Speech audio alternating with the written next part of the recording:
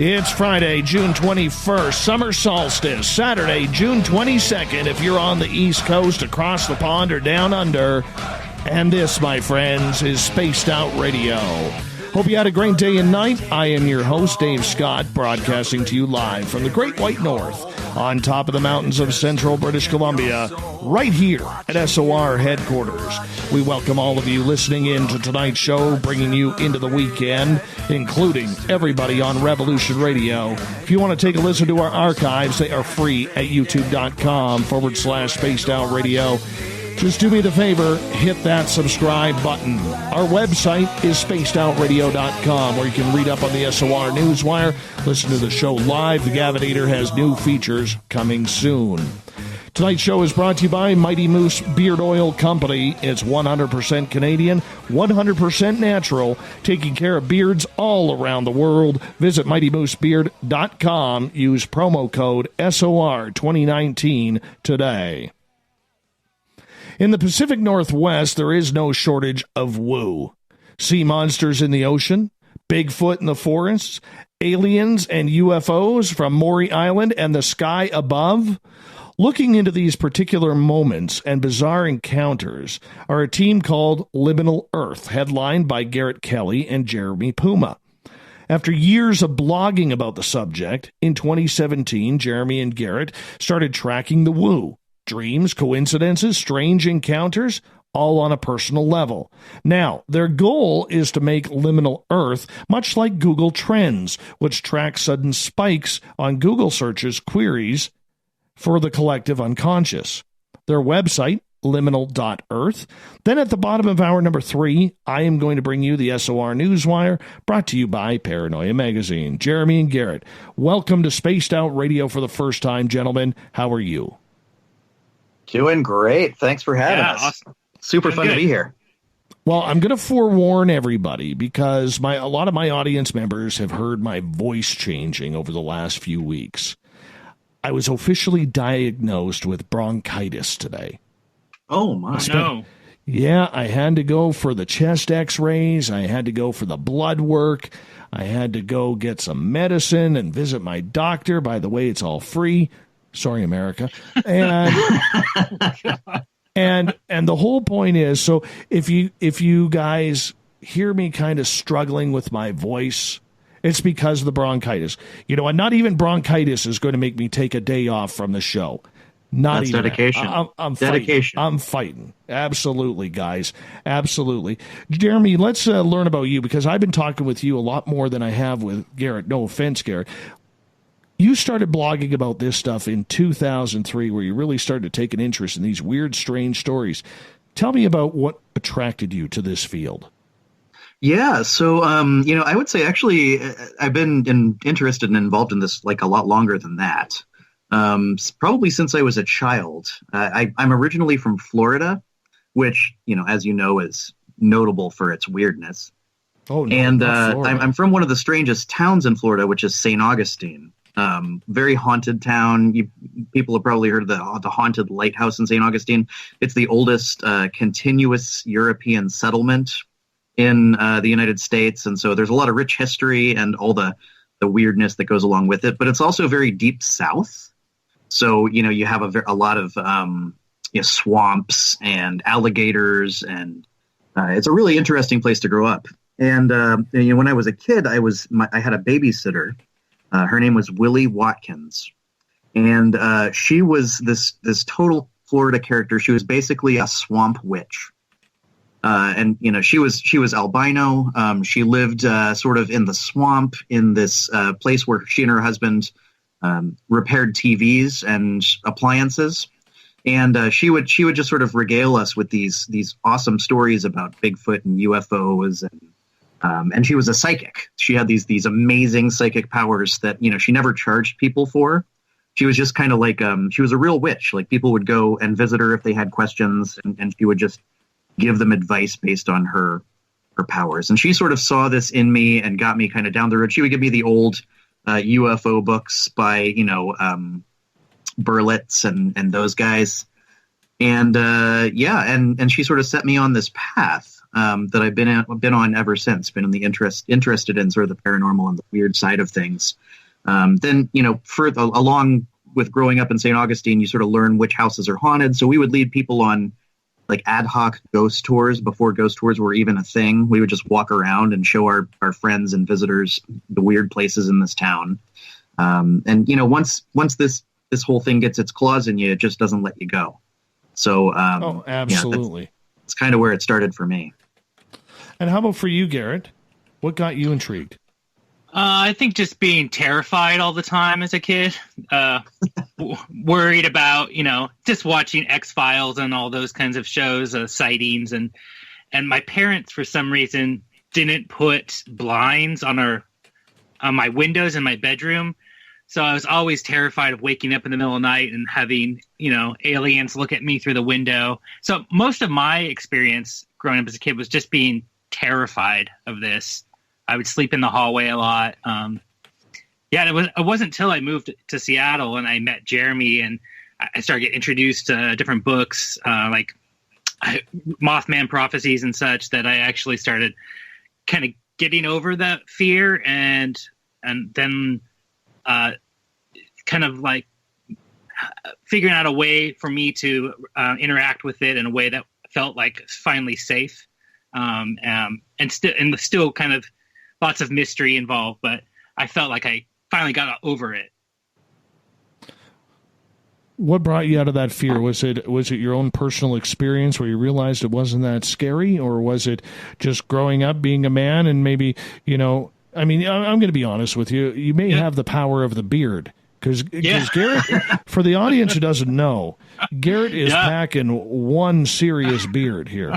And ladies and gentlemen listening, we like a good beard around here. And Garrett totally fits the bill. I think he's two separate entities.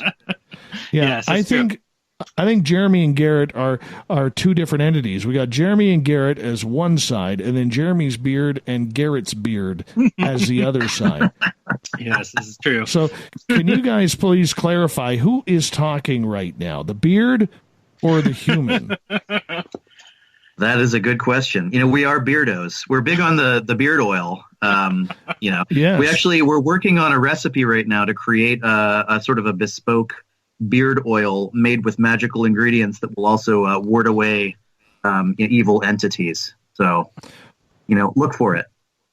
Well, you know what? I can honestly say our show is sponsored by Mighty Moose Beard Oil Company up in Chilliwack, British Columbia. Good friend of mine, Gary. Don't worry, he is Dutch. I don't know if that's a good thing or not, but he makes one heck of a beard oil. So if you guys need to try some recipes out to get some information, just go to mightymoosebeard.com. Check out Gary. Tell him I sent you, and he'll make sure he helps you out. But let's get to the serious side for a second here, because you guys did you guys know each other before you kind of started blogging on these topics back in 2003? Well, that's kind of funny. We actually didn't know each other, but we would talk to each other through our blogs, just commenting on each other's blogs, because we were all talking. There was a group of us talking about all this paranormal stuff at the time. And then Jeremy noticed that I lived in Seattle too. And he said, "Hey, I saw that you live in Seattle. We should meet up sometime."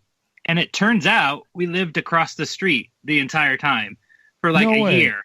Yeah, and we've right been across the street. We've been talking to each other in our little dens, typing away on our computers, and we had no idea we were neighbors. And now we still mostly just talk on the computer, but we do now that we have this map, we've been going out a lot in the field and investigating. So when did you guys kick in the investigation? When did you decide to take it to the next level, Garrett?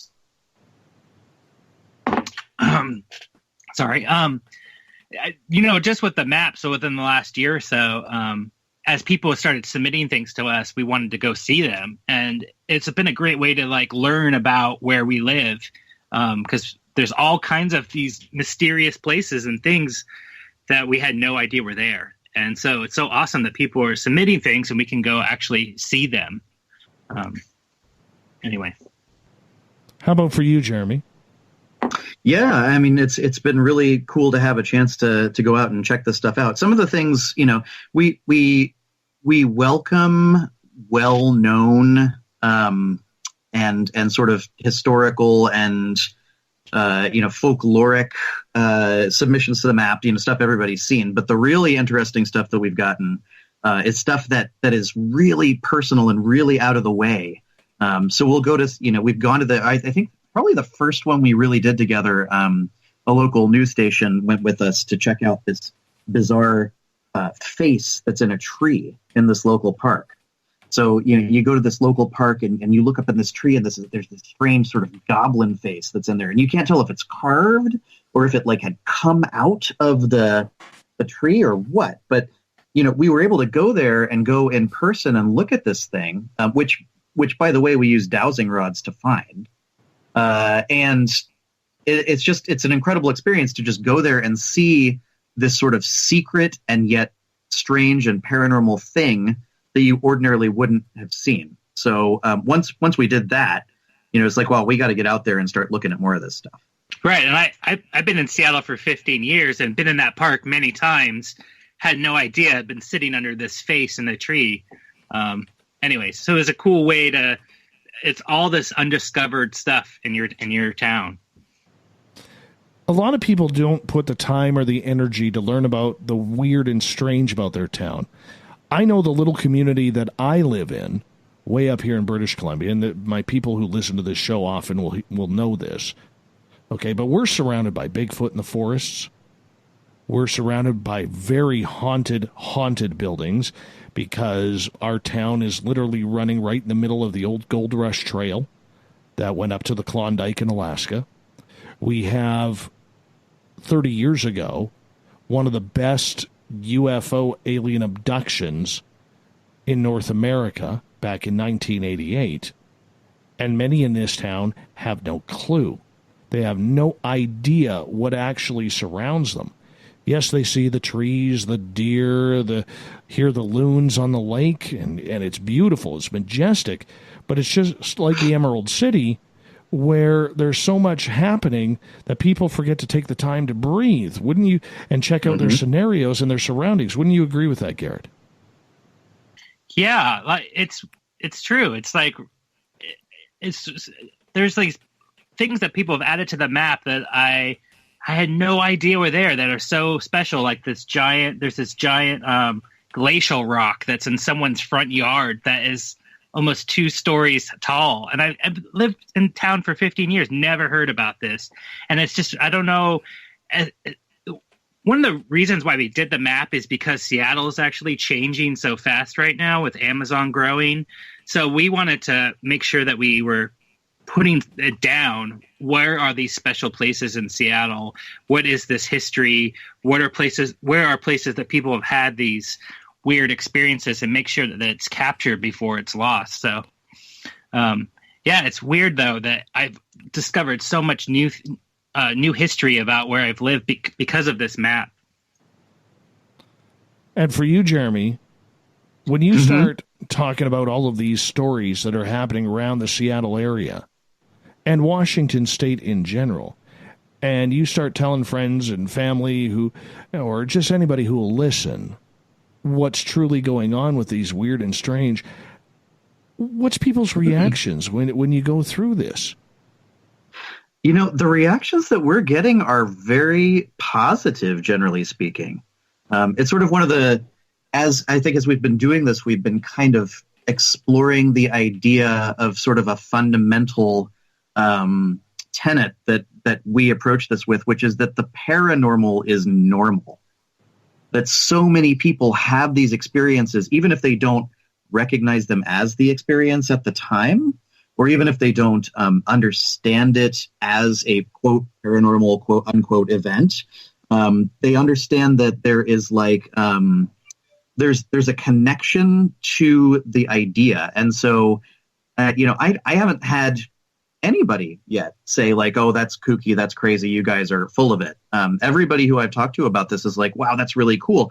And it really sort of exploded. It's sort of like, I like to think of it like, one of my personal heroes, Anthony Bourdain, and it's tragic what happened to him. But his whole thing about how food being something that brings us together across cultures, and I think I would argue that this sort of the idea of the paranormal or what we might refer to as weirdness or whatever also can bridge cultures and bring people together, and that's something that we're kind of hoping to do with this project. This project that you guys are talking about, we got about 7 minutes here before we go to break at the bottom of the hour. Explain it to me, because I'm not a techie guy. A lot of our listeners are not techie people. You guys with the powers of the beards seem to be onto something here. Am I correct when I say you guys are trying to build some sort of tracking system for weird and strange occurrences and stories? Yeah. I mean, right now we're just trying to get these places on the map. And we would like to see if there are, reoccurring experiences or similar experiences in the same place. We need more data for that.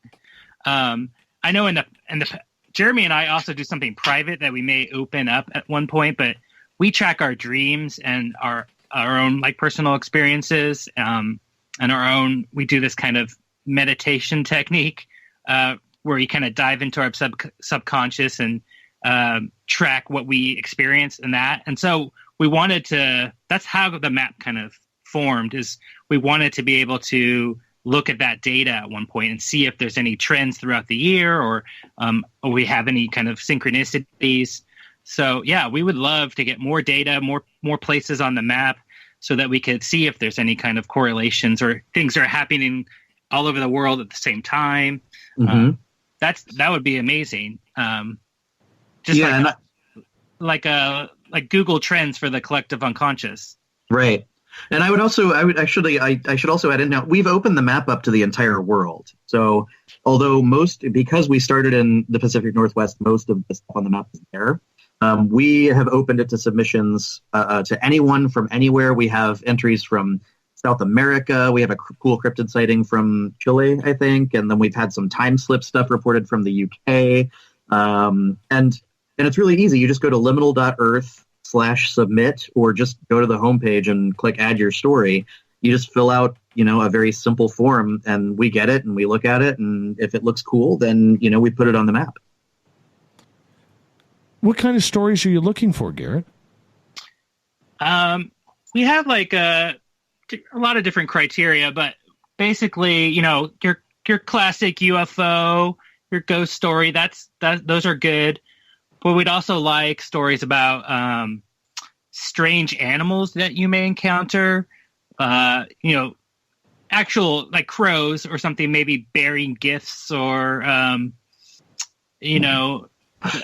or maybe if you had a vision or a strange dream that relates to a specific place. If you've had some kind of, I know a friend who, when they were a kid, saw a piece of floating Toblerone chocolate fly by him. Okay. Cryptids. Any kind of dark forces, anything like that. Anything, especially stuff that is like weird and maybe doesn't fit the traditional paranormal, ghost UFO story. We would love to hear, even if it sounds so weird and couldn't be true, we'll take your story and we'll put it on this map. Whether or not it fits like the classic paranormal, Right. So basically, you guys are, if I get this right, you guys aren't wanting that orb in the sky that just seems to disappear, or that black triangle that could be just stars up in the sky. That's not what's interesting to you. You guys are wanting the absolute weird, strange, and absurd. You guys want peak woo, is what you're saying. Yeah, especially it doesn't make sense. If it really feels like that was more like a dream than a real experience, then go ahead. We'll listen to you. You can submit it to us. We won't judge you for that. Yeah. Although I would also say, we do welcome the UFO, an orb in the sky, or a Bigfoot sighting, or, we have all of that on the map, and we want that. We want to continue getting it. But we want to also highlight and respect the individual weird experiences that people have that they might not feel comfortable sharing someplace else because they think, oh, it's too weird, nobody will believe this. Right. No, I totally agree and understand with what you are saying there. And what's been the response from people for your website and the reports? Like, do you look to verify these encounters? Because there's a lot of good imagination out there. Yeah, we tend to we give people the benefit of the doubt. I mean, some things are obviously like fake or trolling or people trying to pull our leg, and those won't make it onto the map. But if it seems like somebody's sincere, we'll put it up there because we don't feel like it's our place to judge somebody else's experience, particularly when we haven't gone out and verified it. And we are interested in going out and visiting things and verifying what we can, but I think it's more interesting to us to have accounts that are meaningful to the experiencer. However weird or strange that might be, it's okay. We want to accept that. We want to normalize the paranormal. Got you there. But how do you tell a weird dream from an actual experience, though, Jeremy? Well, typically, our submitters will let us know.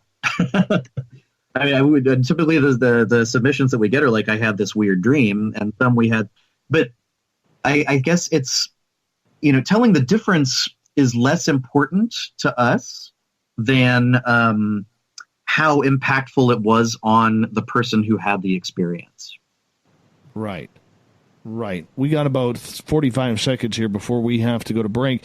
Now, Garrett, when you hear these weird, cheesy, woo-type stories, are there any that are real? Maybe we'll have to take this after the break, but are there any that you just kind of slap your face and go, really? This is, somebody's actually reporting this into us. How do we even bother running this? Have you had those type of stories? I just never have had that reaction, I guess. I'm not super interested in like debunking people's experiences. I just want to hear what people have to say. And I think that's just where we're coming from is we're not interested in making or trying to prove someone wrong or like, unless someone's having a terrible time and they need help. But, we just want to hear what people have to say and learn from them. I don't blame you. Jeremy, Puma, Garrett Kelly are here from the Emerald City in Seattle, Washington. We are talking Liminal Earth. What does it mean? These guys got a great program going. Liminal.earth is their website. Liminal.earth. If you want to check it out, you have a weird story you want to share, it's a good place to do it. We'll be back with more Jeremy and Garrett from Liminal Earth right after this on Spaced Out Radio.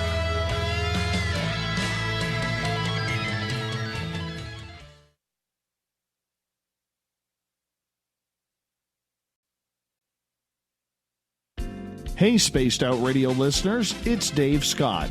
I want you to check out a great documentary I'm involved in called Beyond the Spectrum, Mosson's UFO Files.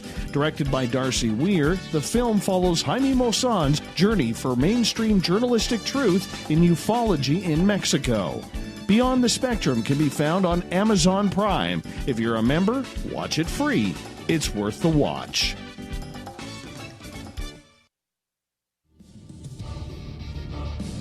Come get spooked at the 4th Annual Forest Moon Paracon in Cedar-Woolley, Washington, Saturday, September 28th. UFOs, ghosts, aliens, Bigfoot. Speakers include Mike Morin and Jason Jordan, R. Keith Andrews, and Dave Scott from Spaced Out Radio, and so much more. There will be workshops and a VIP roundtable. Get early bird tickets now at fmparacon.com. Are you intrigued by Paranormal Talk Radio? You'll love the new Paranormal Radio app from TalkStream Live. You'll find a great selection of talk shows covering UFOs, ghosts, strange phenomena, and much more. Download the Paranormal Radio app now and start listening to the very best in paranormal talk entertainment, including the network you're listening to right now, the Paranormal Radio app, Free in Google Play and the iOS App Store. Looking for the stories of the strange and weird that you will find hard to find anywhere else? Check out the SOR Newswire on our website. Our writers, led by Captain Shirk, are scouring the world for the oddest and most bizarre stories we can find. Everything from weird crime to suspenseful and paranormal. We're working hard for you to bring you the most intriguing news of your day. Check out the SOR Newswire at spacedoutradio.com today. A timepiece is a reflection of who you are, and what better way to show off the real you than with an Escape watch?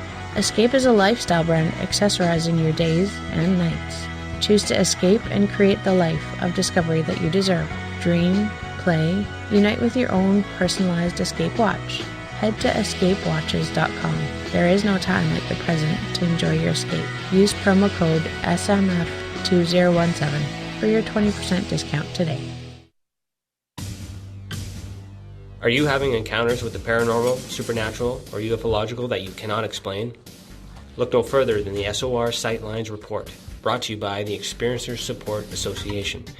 This is Ryan Stacy, head of the Research Association, TESSA. Soon on the Spaced Out Radio website, you'll be able to file your reports and have them researched for you. We are independent and ready to help Spaced Out Radio listeners today. Heading to Vancouver and looking for a night on the town? The Moose Vancouver is the bar that never stops rocking until 2 a.m. every night. The Moose has great food with everything on the menu from $6.95 to $8.95. Fantastic, vibrant staff and rock and roll that will bring you back to when the music was real, the hair was long, and the guitars were rocking. Get your party on at the Moose Vancouver, the official party bar of Spaced Out Radio. Hello, this is your guitar man, Ron Bumblefoot Thal, and I have to tell you, I love the response I get for Little Brother is Watching from Spaced Out Radio fans. It's amazing how music can inspire and make people think deeper about what's going on in the supernatural world. You can head over to my website, bumblefoot.com, to check out my music, my guitar workshops, my touring, even check out some of the hot sauces that I'm working on. And make sure you keep on listening, because with Spaced Out Radio, you know Little Brother is watching. Every night on Spaced Out Radio, we have places for you to hang out. Hi, this is Carl. Join our SOR Space Travelers group on Facebook for live chat. On Twitter, using hashtag Spaced Out Radio, you can also join us in our Spreaker chat room. Check us out on Instagram at Dave Scott SOR. All of our archives are free on YouTube at Spaced Out Radio. By the way, I'll be watching you at your window until you do. Bye! Did you know Spaced Out Radio runs 7 days a week? Hi there, this is Tessa Nicole Thomas, and I'm here to take you on a paranormal journey each Saturday and Sunday night. Why change the station when you have it all right here? Together, we'll hang out and share some strange and scary stories. And don't forget, we have Psychic Sundays as well, so come tune in Spaced Out Weekend. We get going at 9 p.m. Pacific, midnight Eastern, only at spacedoutradio.com, where we own the night. From the heartlands of Canada to beards around the world, we know how to take care of you. Fill your follicles with the Mighty Moose Beard Oil. All our oils and balms are handmade and 100% natural ingredients because we care about your beard. And hey, use the promo code SOR2019 and get your Mighty Moose Beard Oil today. You can check us out on our website, mightymoosebeard.com.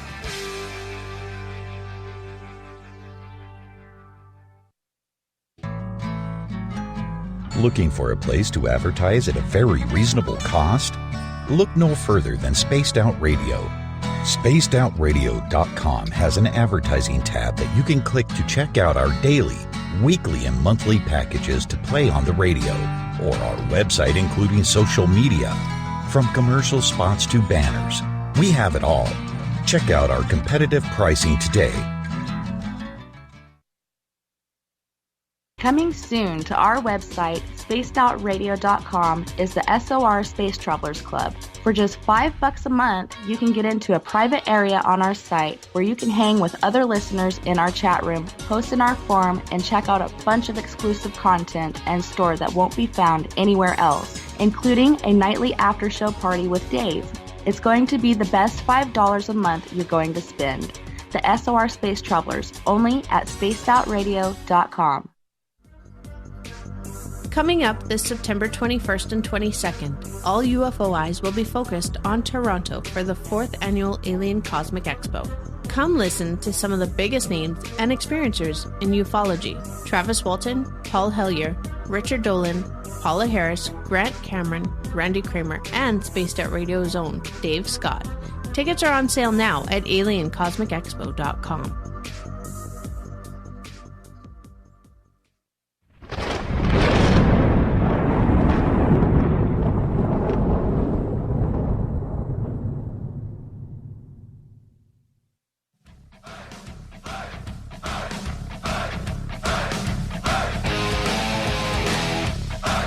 Welcome back to the second half hour of Spaced Out Radio tonight. I am your host, Dave Scott, sitting in the captain's chair of SOR headquarters. Thank you so much for joining us.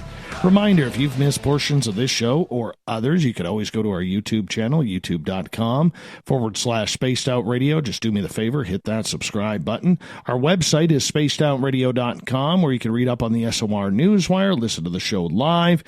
We got more coming. The Gavinator is working on it, so stay tuned. Check in often. Tonight we are talking with Jeremy and Garrett from Liminal Earth. Their website, liminal.earth.com. What they're doing is really something cool.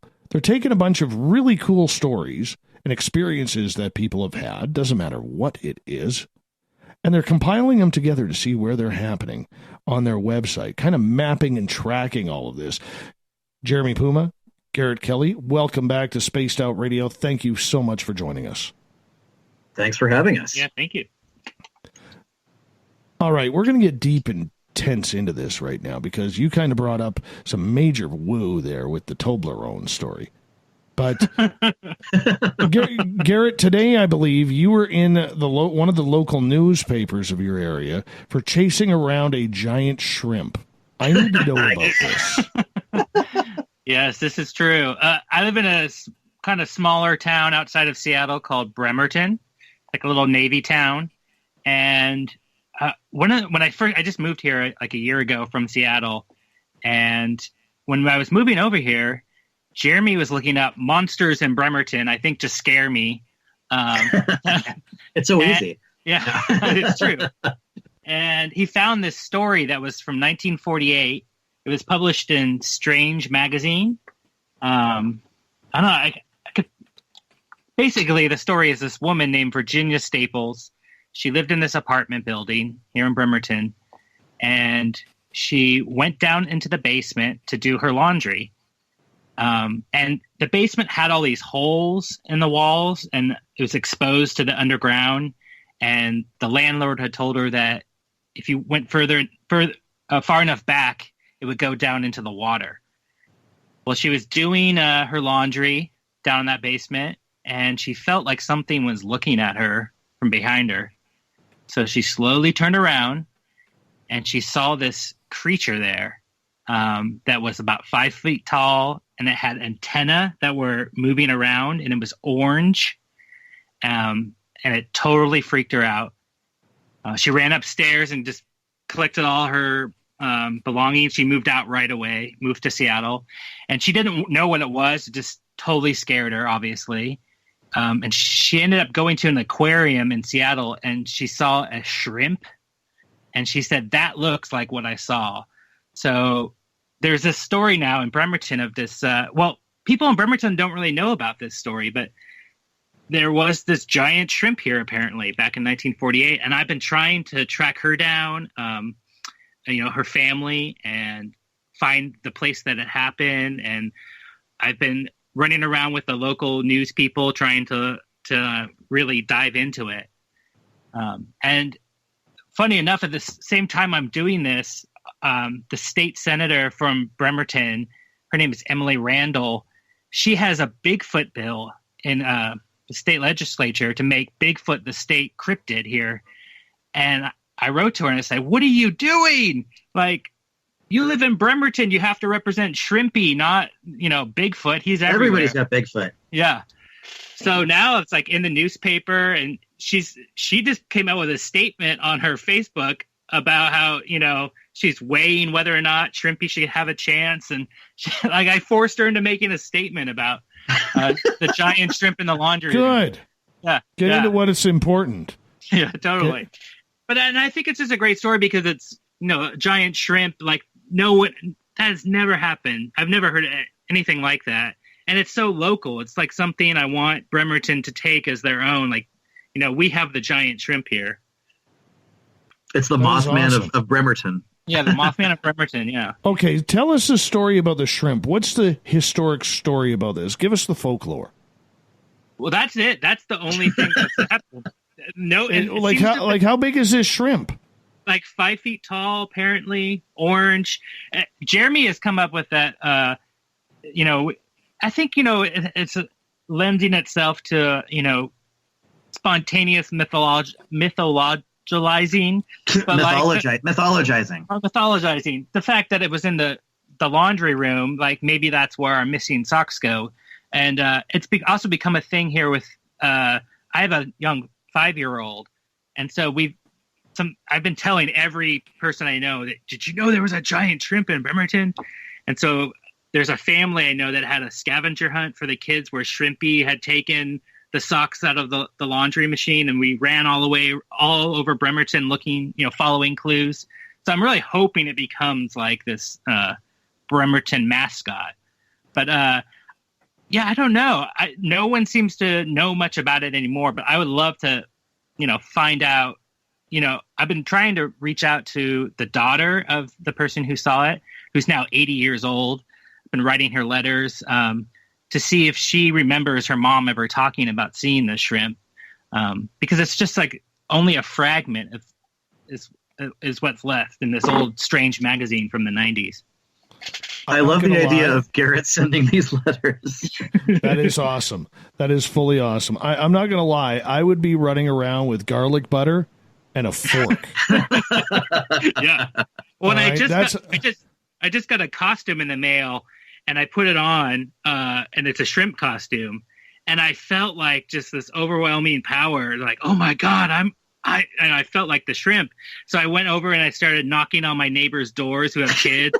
And like peeking in their windows and stuff, and then I ran down the street, and a lady saw me running down the street in my shrimp costume and started filming me. Like, what is this person doing? And I jumped into the bushes, and it's been great. And so I really want to. Yeah, I don't know. I've been having a lot of fun with it, and I just feel I would too. I mean, is there a minor league baseball team that you could change the name? Because I was scrolling through, the news one day, and I always love looking at seeing what minor league baseball teams are doing. And I came across the Portland Pickles. Yeah. Who the hell names their baseball team the Pickles? Right. But right. Pickles are good. Well, but for a baseball team, but their big thing coming up this weekend was they were having DB Cooper night. Oh wow, that's cool. Oh, yeah. Yeah, so they were going to give the best DB Cooper costume, inviting DB Cooper to throw at the first pitch, even though nobody knows who it is. It was just a fantastic type idea. So I think you got to get a hold of the local baseball team to change their name to the Shrimpies, and that's where it starts, man. Yeah, it always starts with minor league baseball. That's a good point. Yeah. The first 50 guests get a free suitcase full of cash and a trip out of an airplane. Sure.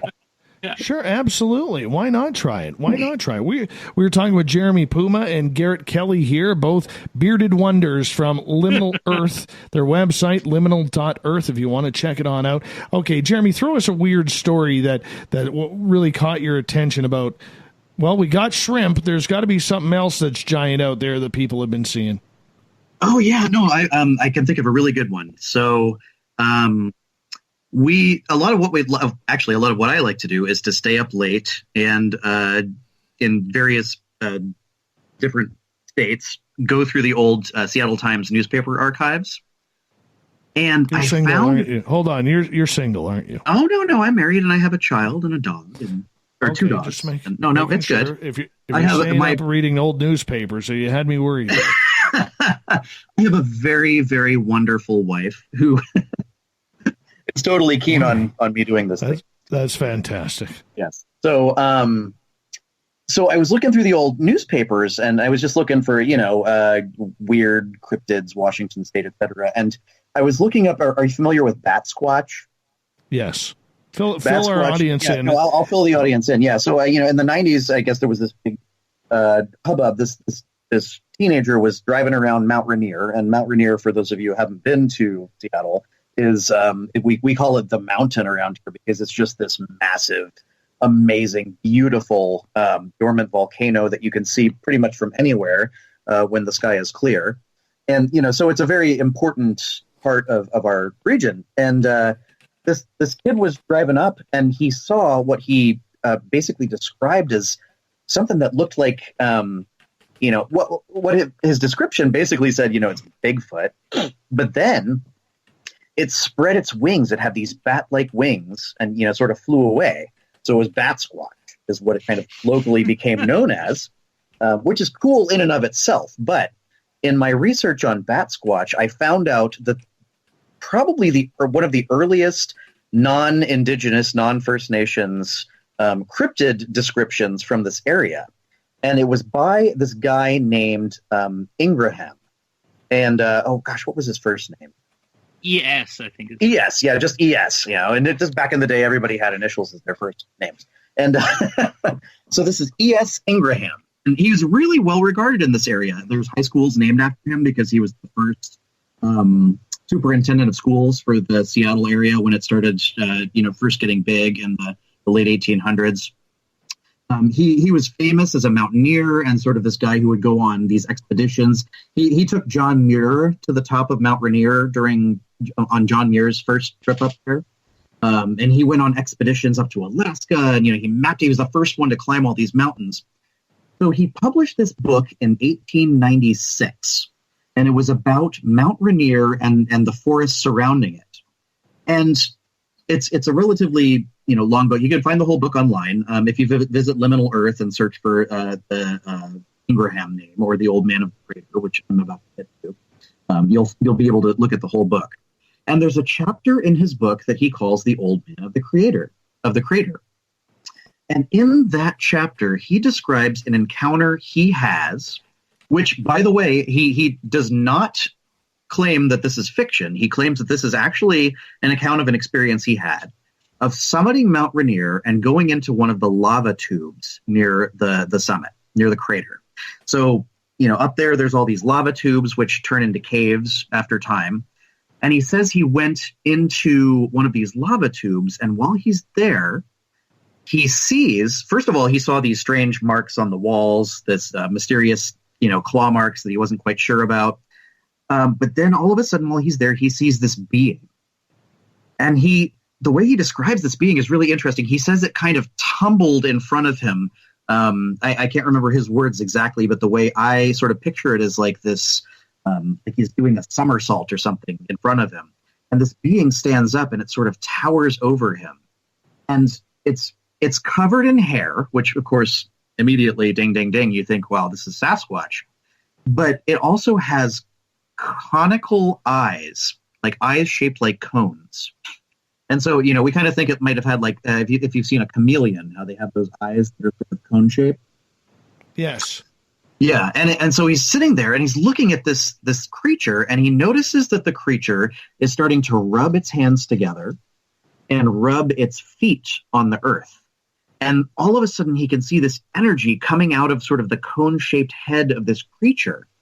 And so Ingraham decides to start imitating the creature. So he rubs his hands together and rubs his feet on the floor, and he starts entering into this telepathic communication with the creature. And the creature actually starts communicating with him and tells him that it is the member of like a lost race of humans who live in subterranean tunnels. And this creature, like Ingraham, is also an explorer and was up exploring the world. He just goes on to describe the sort of weird connection he has with this creature that he starts calling the Old Man of the Crater. And that's where the Old Man of the Crater comes in. And then he says, the creature was beckoning him to go further down into the lava tubes, but I guess Ingraham wasn't up to it for whatever reason, so he turned tail and took off, and then wrote the story. But he ends this chapter on the most intriguing note ever. He says, what the old man of the crater told me, I could fill multiple books with. Did he? We have no idea. We've never been able to find out.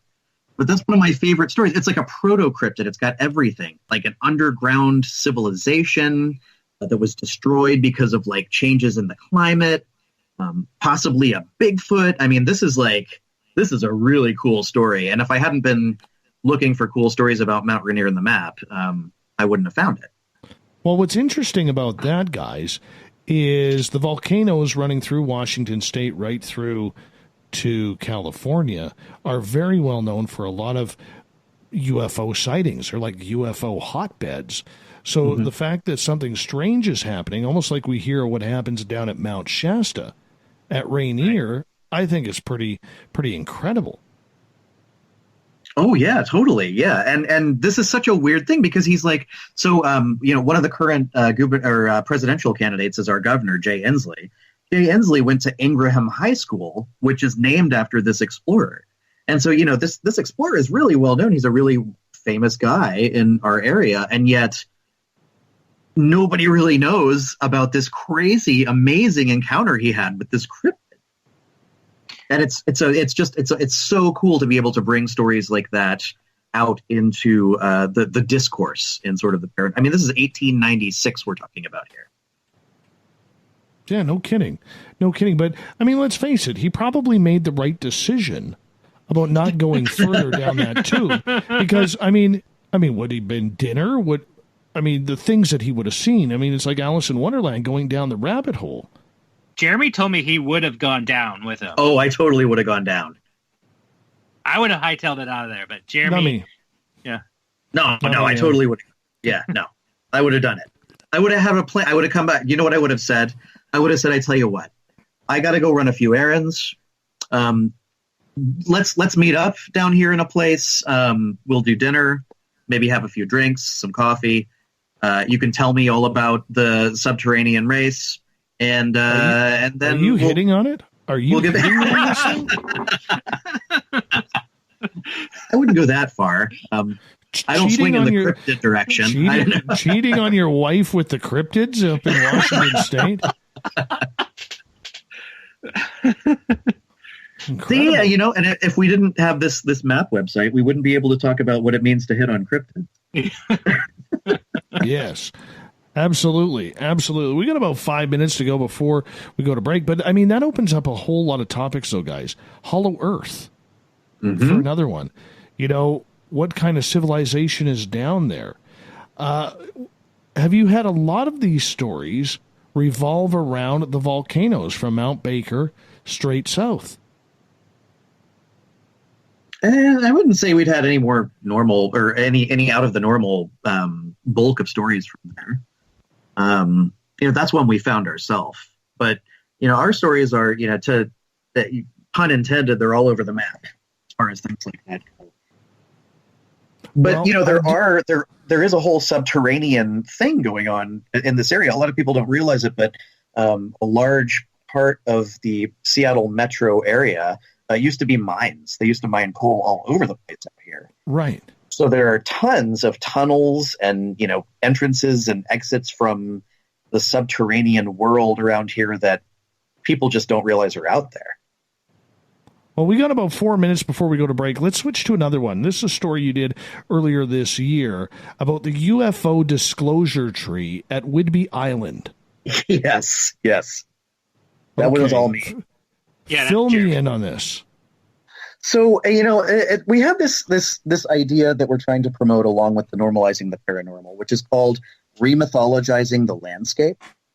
And the idea is that, we want to give like the utmost respect and due to, the First Nations and Indigenous people whose stolen land we live on. And the way that they understood the land is very different than the way that, we do in culture, in as much as they had the myths, which are stories that give meaning to the land. And with all the kerfuffle about the UFO disclosure stuff that's going on right now, I thought it would be interesting to take a look at it from a different perspective. So I was on Whidbey Island, and we found this amazing tree, and it's on the map if anybody wants to visit it. Earth. This tree was was a big leaf maple, and it was it had obviously been there for hundreds of years.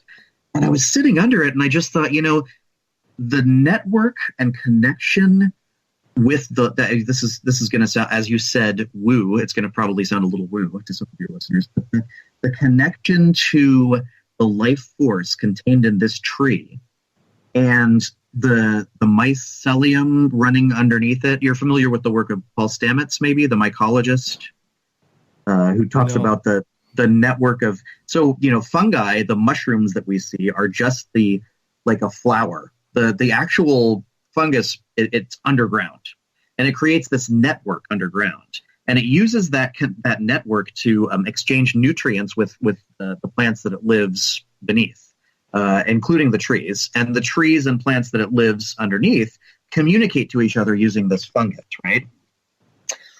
This is scientific fact. This is not woo. This is something that actually happens in nature. So if a tree is diseased, it can use this mycelial network underground to communicate with the other trees in its surroundings. That there's disease here. Do what you need to do to try to avoid it, or alert, warning. So this connection that these trees have to one another through this network made me think about the connection that we might have via the life force to whatever these UFO entities are, no matter what you believe, and that sort of the way of looking at that is it's a way to make the landscape. I'm kind of going off in lots of different directions, but it's a way to make the landscape more valuable to you, to the way that we see each other. If we saw each other as these trees separated by this mycelial network, then we might start to understand that whatever it is that's communicating with us or trying to through the UFO phenomenon might also be part of this network that's trying to represent the life force in a different way that we're not used to understanding because we don't have the right. And so I guess it was just sort of this experience I had sitting under this tree.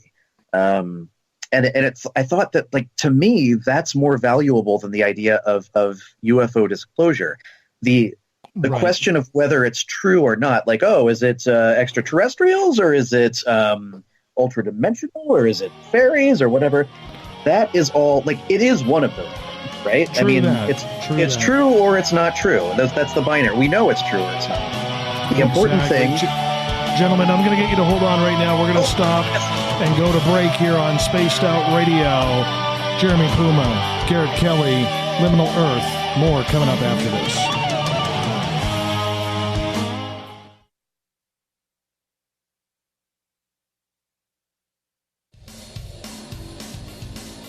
We all know on Spaced Out Radio we love a good beard and mustache, so why not take care of your facial hair with Mighty Moose Beard Oil? Made in Canada, we're taking care of beards and stashes around the world. We use 100% natural ingredients with our oils and balms to make your whiskers feel silky smooth. Use promo code SOR2019 at MightyMooseBeard.com today.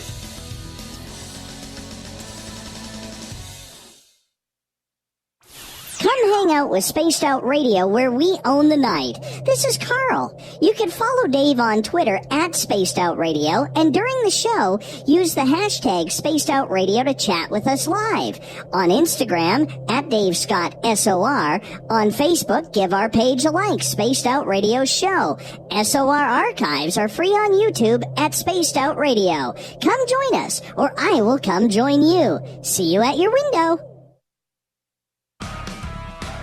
Get your horns up with me on Spaced Out Radio. This is Ron Bumblefoot Thal. Come tune in to SOR where you can hear me rock out with Little Brother Is Watching, the official theme song of Spaced Out Radio. And then come on over to bumblefoot.com where you can find out about my tour schedule, my music, and everything else. Bumblefoot.com keeps you up to date on what I'm doing and the best way to stay in touch with my music and music camps. Sign up for my newsletter at bumblefoot.com and remember, Little Brother Is Watching. Canada's largest UFO conference is ready to roll in Toronto this September 21st and 22nd at the Alien Cosmic Expo. This year is about the experience. Listen to the stories of Dave Scott, Travis Walton, Paula Harris, Grant Cameron, Ryan Stacey, Richard Dolan, Leslie Mitchell-Clark, and more. Get your tickets now at aliencosmicexpo.com.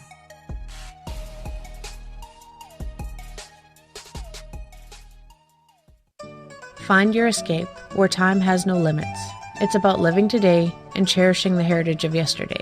A spirit of adventure for what is new, with the nostalgia of the past. Your timepiece is a reflection of who you are. Life surrounded by beauty from the world around us to the soul within. EscapeWatches.com. There is no time like the present to enjoy your escape. Use promo code SMF2017 for your 20% discount today.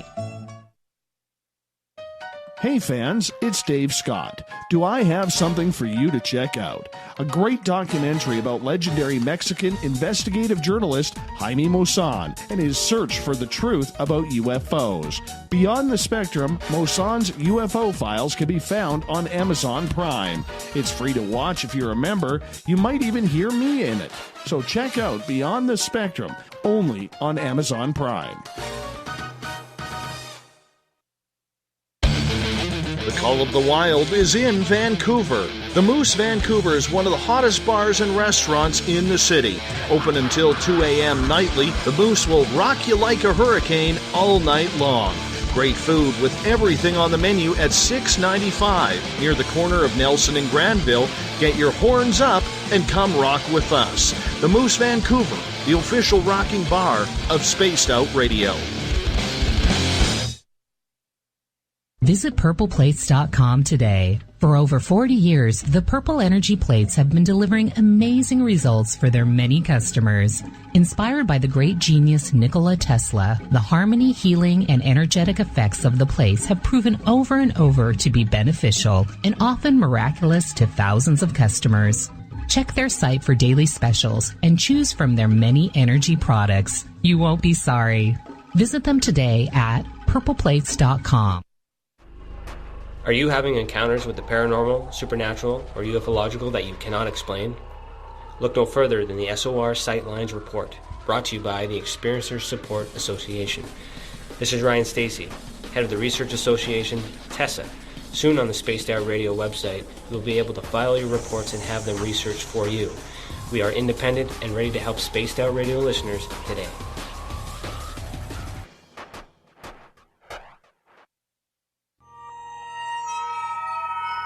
You hear footsteps in the empty room above you. A rocking chair begins rocking by itself.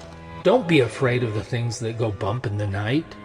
Reach for Spirit Storybox, the iPhone app the Huffington Post UK called the only ghost hunting app you will ever need. Spirit Storybox. The spirits are telling their stories. Are you listening? At spacedoutradio.com, we have a little bit of everything for you to stay up late. So while you're there, check out our SOR Newswire, where our team brings you stories of the weird and strange to the WTF from around the globe. News on Bigfoot, UFOs, paranormal, Darwinian-type crime tales. It's the stories that the mainstream media usually won't touch. Well, we got them all on the SOR Newswire, only at spacedoutradio.com. Looking for a place to advertise at a very reasonable cost? Look no further than Spaced Out Radio. SpacedOutRadio.com has an advertising tab that you can click to check out our daily, weekly, and monthly packages to play on the radio, or our website including social media. From commercial spots to banners, we have it all. Check out our competitive pricing today.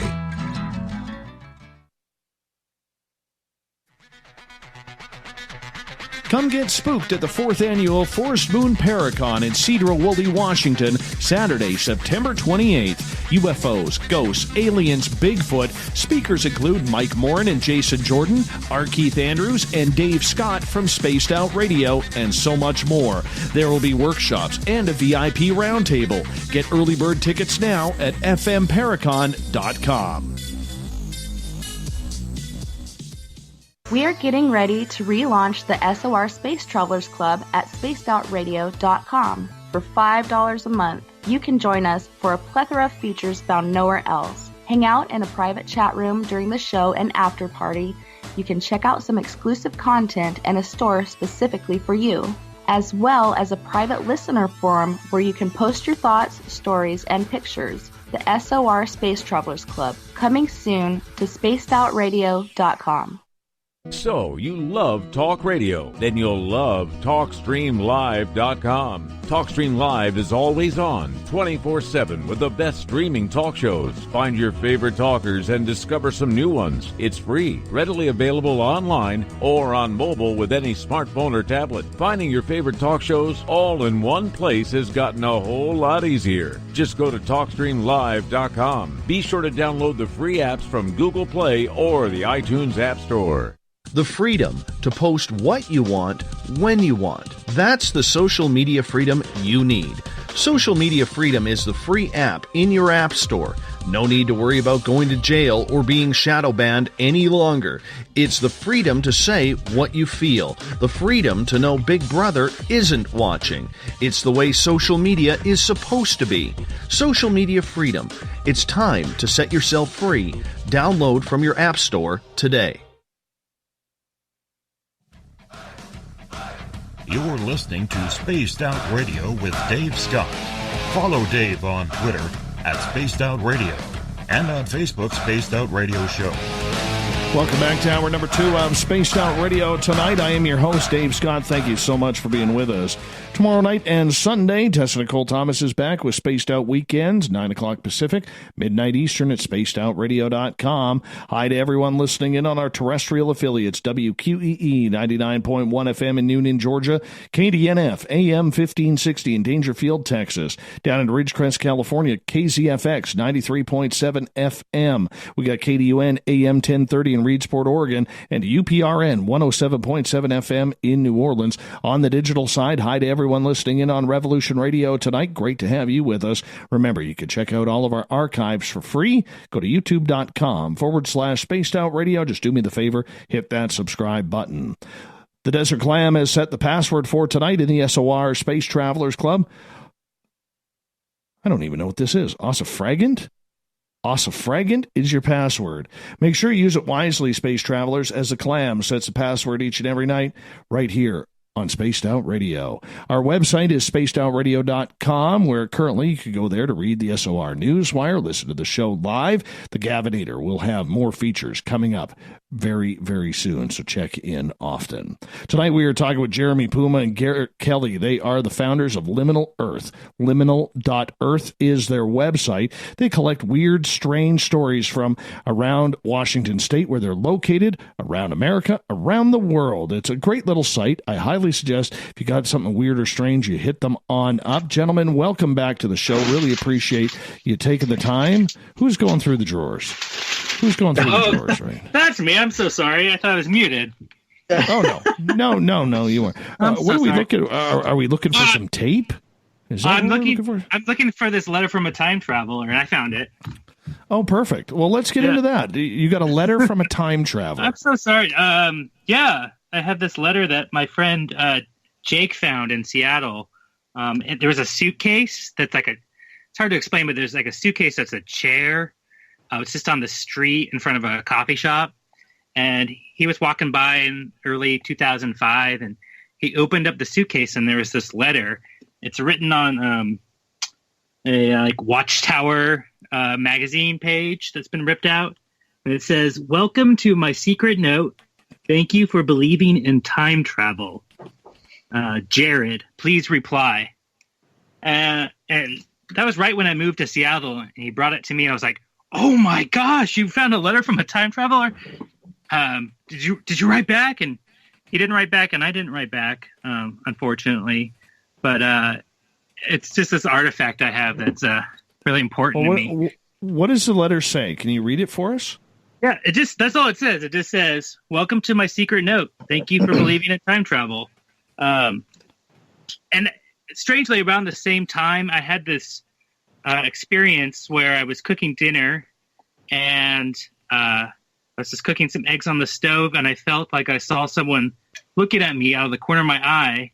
I looked up, and there was someone staring at me, and I totally freaked out. But the scariest part is that it looked like me.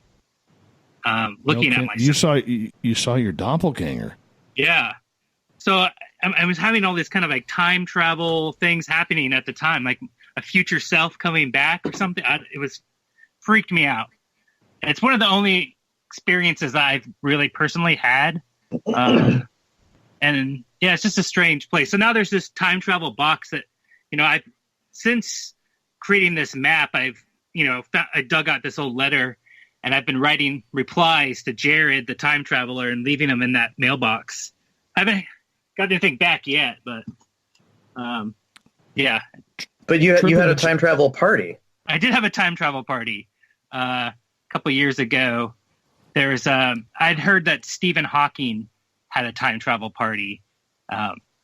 He had the party, and then the day after the party, he announced that he sent the invitations afterwards for all time travelers to come to this party.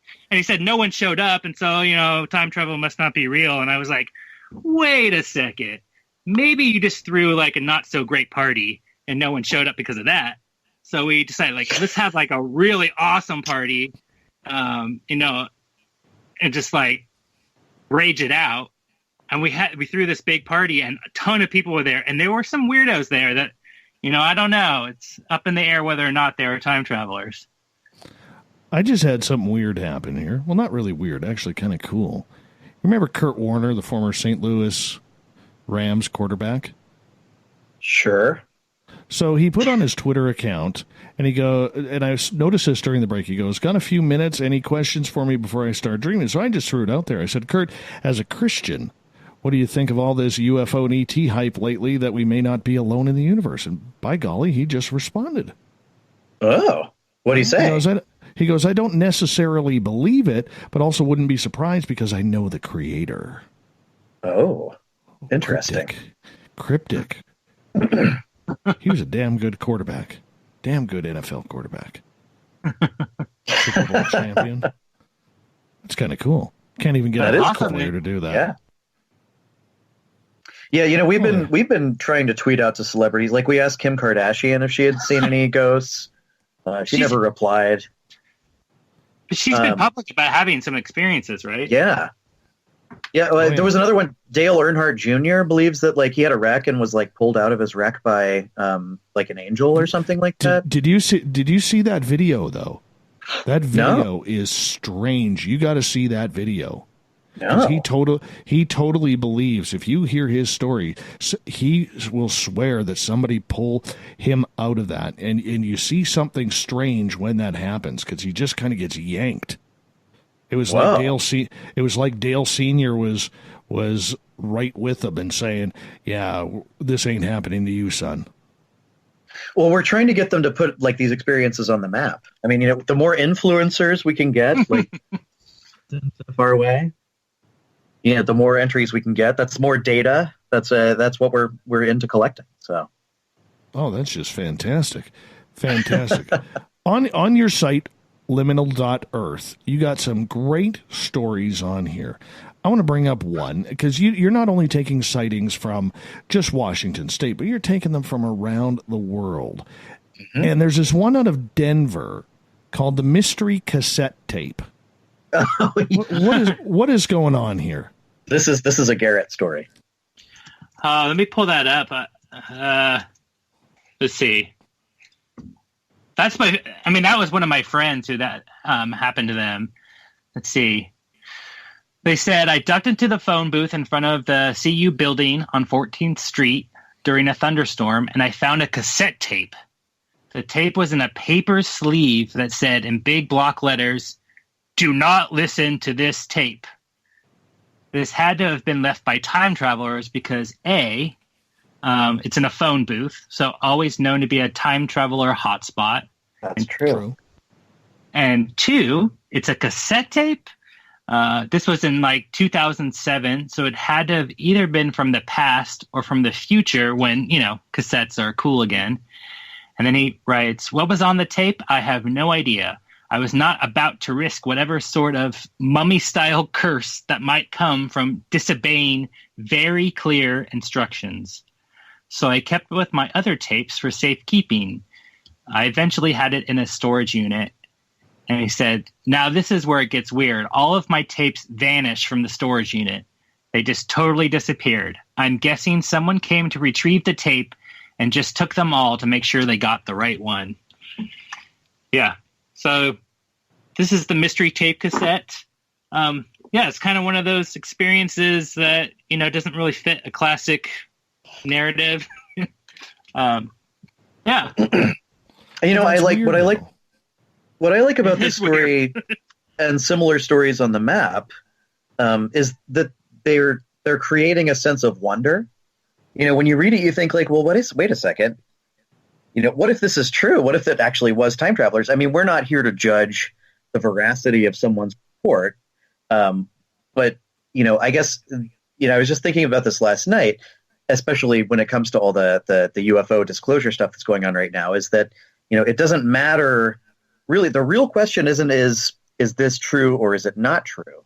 Before the break, I was talking about this sort of dichotomy. Is it true or is it not true? Well, it is one of those things, right? It's either true or not true. We already know that.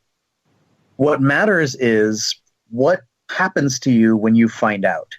Like, what does that do to you as a person? Does it make you a better person? Does it make you like kinder or more compassionate somehow? I think a lot of the debunkers we see, finding out whether or not something is true or not true kind of makes them more smug. You know what I mean? And true. But I'm more interested in like, how does this experience change you? And does it make you a better person? And I think in a lot of cases, when people have these experiences, even if it's like finding a cassette tape in a phone booth that later disappears, and you start wondering like, well, what if that's time travelers? It doesn't matter to me personally. It doesn't matter like if it was time travelers or not. What matters to me is, what does that say about the person who had the experience? How does it change their outlook and their worldview? And do people who have those kind of experiences, if it changes them for the better, does that help make the world a better place? And I think it does. I remember when I first heard about the hollow earth theory, it totally just broke my head open of like how many assumptions I just take about like what the world even is. And like whether or not the earth is hollow, doesn't matter, but it opened me to being like, what if it is hollow? I've just taken for granted thinking that it's solid my whole life. So just being able to question things and like create mystery, and it's just, I feel like it's good for you to like entertain these kinds of different ideas and try to shock yourself that way. I want to get into another topic here, going into strange animals. Garrett, you wrote a story earlier in April about the meowing man of Ravenna Park. Oh, right. Yeah. That is my friend Shayna. She's in this really awesome band called La Luz, that people may know. Her name's Shayna Cleveland. And she used to live here in Seattle. And she says that she was walking on the sidewalk past the park. She doesn't remember where it was exactly, but it was very dark at night. She couldn't see very well. And she started getting this creepy feeling. And then she started to hear a cat meow. It was quiet at first, and then it started getting to be like a louder meow as she got closer. But she couldn't see anyone around or any animals. And then at some point, when she got really close, she realized it was a human making this meowing sound, and then she ran away. And it totally freaked her out. I think there's even a song on one of her albums that is about this experience. Or it's influenced by it, at least. What was this person doing, meowing in the park? I don't know. Was it even a Catman. human? Catman. We know, right? Now we have Catman. Wonderful. Right. Wonderful. We got Right. Dogman, Goatman, Frogman, and now Catman of Ravenna Right. Park. Right. Add it to the list. Why not? Why is it never women? You ever notice that? It's never women. Oh. That's an excellent question. Although, the Patterson Gimlin film, apparently, That is that is a female there's- Sasquatch. there's a lot of people who believe it's a female. I don't see any reason to disagree with that. I absolutely agree with you. I agree with you 100%, and it's because of the boobs on that Sasquatch. That's exactly right. You know what? And just to explain for people, and I've done this before on this show, but just to explain, if you see the Patterson Gimlin film, you will actually see breasts on that Sasquatch. And a lot of people who sit there and say, oh, well, that's a costume. That's a man in that suit. It's been debunked. No, it never has. Okay. But if you're creating an ape suit with the limited budget that both Patterson and Gimlin had, because they weren't wealthy men, they were far from even being middle class. Mm-hmm. You're not going to waste your money by sewing a pair of breasts on a costume just to say, let's really screw up with these people. Let's put boobs on there. It's not going to happen that way. Just not. By the way, Kitty in the chat room says, don't worry, guys. I don't think Kim Kardashian can read anyways. Yes. Oh, poor Kim. Yeah. All right. Let's get back to, I got a question in the chat room from Joey here. And it's in regards to your doppelganger that you saw. I believe it was Jeremy, right? No, that was Garrett. Or Garrett, sorry. He says, Garrett, you mentioned making dinner and seeing a glimpse of yourself out of the corner of your eye. To me, this suggests a temporal anomaly. Have you accumulated more such stories? I haven't had that similar experience like that. Well, I do have a website called I think I might be a Cylon.tumblr.com, where it's just people send me pictures like, is this you? And it's pictures of people that look like me. And they're kind of my doppelgangers. And that happens a lot, actually. But no, I haven't had any kinds of that similar time anomaly experience. I did actually, around the same time, I had this crazy dream that I was floating down a tunnel towards a gold light, and there was baby Garretts and old man Garretts and every stage of my life down the tunnel. So like I've been having lots of, at the time I was having lots of similar, time bending experiences, but not recently. No. Wait. What about the Bremerton overpass? The time slip we had there? Oh yeah, you should tell that story. No. It's your town. Well, no. Oh, we went to this. One of the Seattle Times reporters that did the story about us when the Matt first launched. She lives here in Bremerton. She told us to go to this underpass over on Kitsap Way. That's just a couple blocks from my house. And we went down there, and we were like, she said, "Oh, there's a lot of weird energy down there." And we're like, "Okay, we'll go check it out." We wandered around. We didn't really experience anything. And then we walked back to the car, and it felt like a second to get back to the car. And all three of us, we were with Ashley from the That's Weird podcast as well. All three of us felt like time just totally jumped. It took a long time to get there, and it took no time to leave. So it was really weird. Yeah, and I haven't had that kind of experience before. So it was definitely, we all felt it. Yeah, I don't know why. I mean, I feel like sometimes I am kind of, this time slipping stuff does kind of revolve around me a little bit. I did wonder for a while if the reason why I saw myself appear back then is that I'm kind of obsessed with my past and my friend group in high school and dwelling on my nostalgia from my past. And I wondered if that was just me, because I'm so obsessed with that, I pushed back somehow. I actually impressed back in time because of that.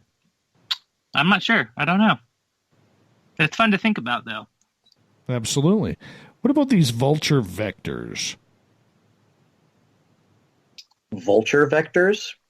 Yeah, back on April 8th, you guys did this story about vultures. Oh, is that one of the ones from Utah? From Provo. Yeah. So we have this awesome. So we have a liminal ambassador program, which only one person has. We have a couple of people sort of in the wings, but one person who is wonderful has sort of taken us up on that, and her name is Camilla, and she's in Utah, in the Provo area, and she has been sort of instrumental in collecting stories from that area for us. She also designed our logo, the logo for the Society for Liminal Cartography, which is sort of our umbrella group, and. Right. Yeah, and so she has actually started submitting all of these interesting stories, she and her friends.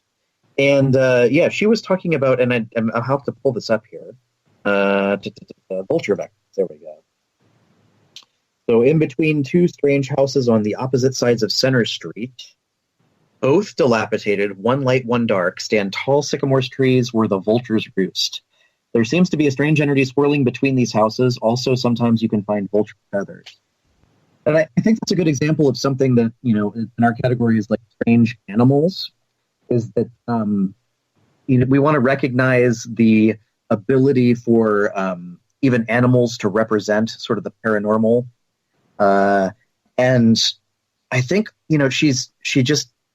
she got this weird feeling from it because it's like this sort of, it's like the yin and yang represented right there in her neighborhood by these vultures. And it was just a striking encounter.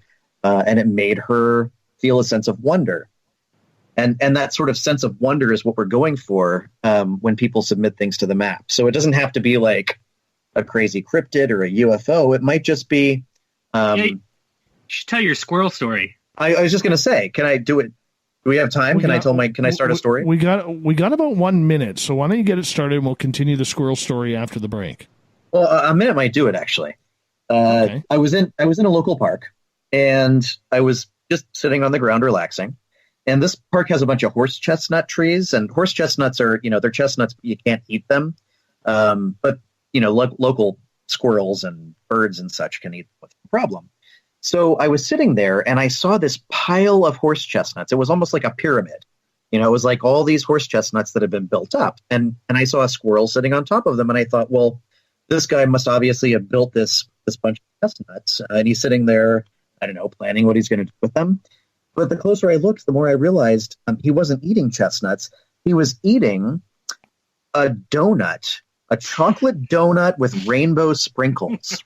Nice. Sitting there, and I was like, oh my goodness, I have never seen something like that before in my life. He's sitting there on this giant pile of horse chestnuts, this squirrel just eating this donut covered in rainbow sprinkles. What does it mean? That was remarkable enough for me. It stayed with me for long enough that I decided to put that on the map at my entrance. I don't blame you. It created a sense of wonder. For sure. Absolutely. Gentlemen, you guys hold on. Jeremy Puma, Garrett Kelly from Liminal Earth out of Seattle. More strange stories on Spaced Out Radio. Hop on the Woo train with us, will ya?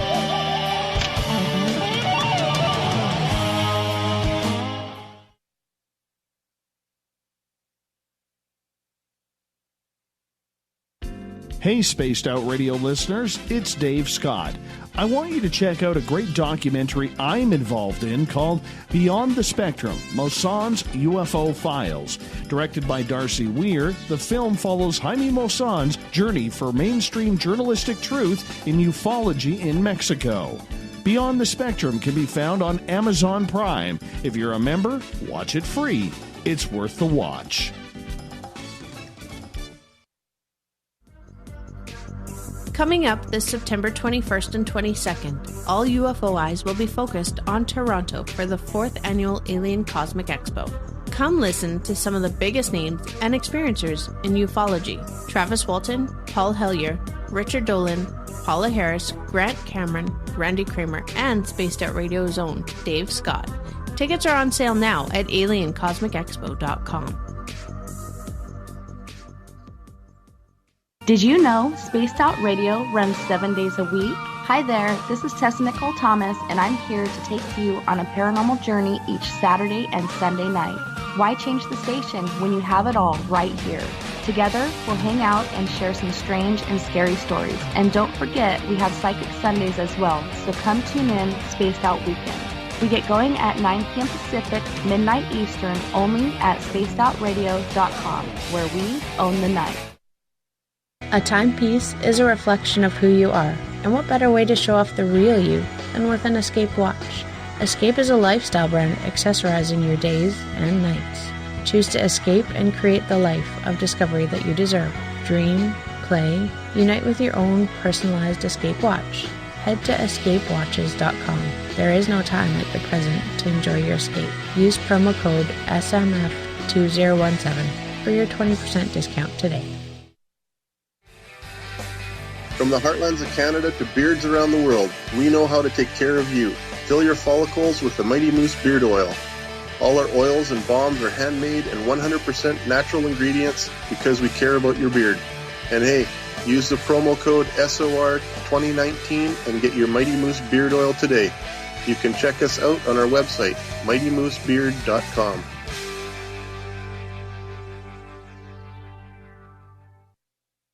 Heading to Vancouver and looking for a night on the town? The Moose Vancouver is the bar that never stops rocking until 2 a.m. every night. The Moose has great food with everything on the menu from $6.95 to $8.95. Fantastic, vibrant staff and rock and roll that will bring you back to when the music was real, the hair was long, and the guitars were rocking. Get your party on at the Moose Vancouver, the official party bar of Spaced Out Radio. Are you intrigued by Paranormal Talk Radio? You'll love the new Paranormal Radio app from TalkStream Live.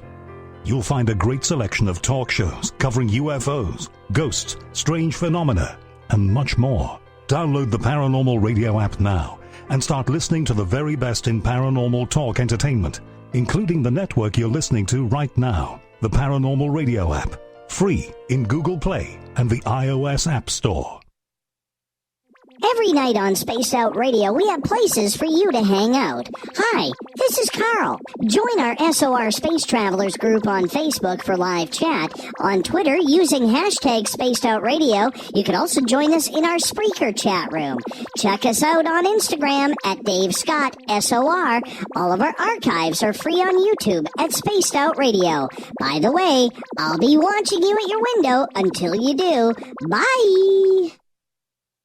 Hello, this is your guitar man, Ron Bumblefoot Thal, and I have to tell you, I love the response I get for Little Brother is Watching from Spaced Out Radio fans. It's amazing how music can inspire and make people think deeper about what's going on in the supernatural world. You can head over to my website, bumblefoot.com, to check out my music, my guitar workshops, my touring, even check out some of the hot sauces that I'm working on. And make sure you keep on listening, because with Spaced Out Radio, you know Little Brother is watching. Looking for the stories of the strange and weird that you will find hard to find anywhere else? Check out the SOR Newswire on our website. Our writers, led by Captain Shirk, are scouring the world for the oddest and most bizarre stories we can find. Everything from weird crime to suspenseful and paranormal. We're working hard for you to bring you the most intriguing news of your day. Check out the SOR Newswire at spacedoutradio.com today. Are you having encounters with the paranormal, supernatural, or ufological that you cannot explain? Look no further than the SOR Sightlines Report, brought to you by the Experiencers Support Association. This is Ryan Stacy, head of the Research Association, TESSA. Soon on the Spaced Out Radio website, you'll be able to file your reports and have them researched for you. We are independent and ready to help Spaced Out Radio listeners today.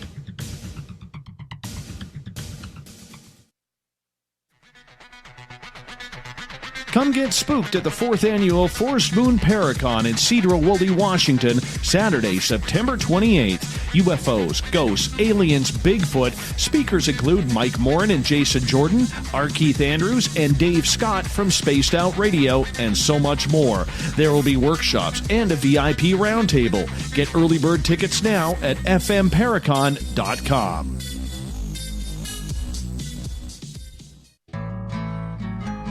Looking for a place to advertise at a very reasonable cost? Look no further than Spaced Out Radio. SpacedOutRadio.com has an advertising tab that you can click to check out our daily, weekly, and monthly packages to play on the radio, or our website including social media. From commercial spots to banners, we have it all. Check out our competitive pricing today. Coming soon to our website, spacedoutradio.com, is the SOR Space Travelers Club. For just $5 a month, you can get into a private area on our site where you can hang with other listeners in our chat room, post in our forum, and check out a bunch of exclusive content and store that won't be found anywhere else, including a nightly after-show party with Dave. It's going to be the best $5 a month you're going to spend. The SOR Space Travelers, only at spacedoutradio.com.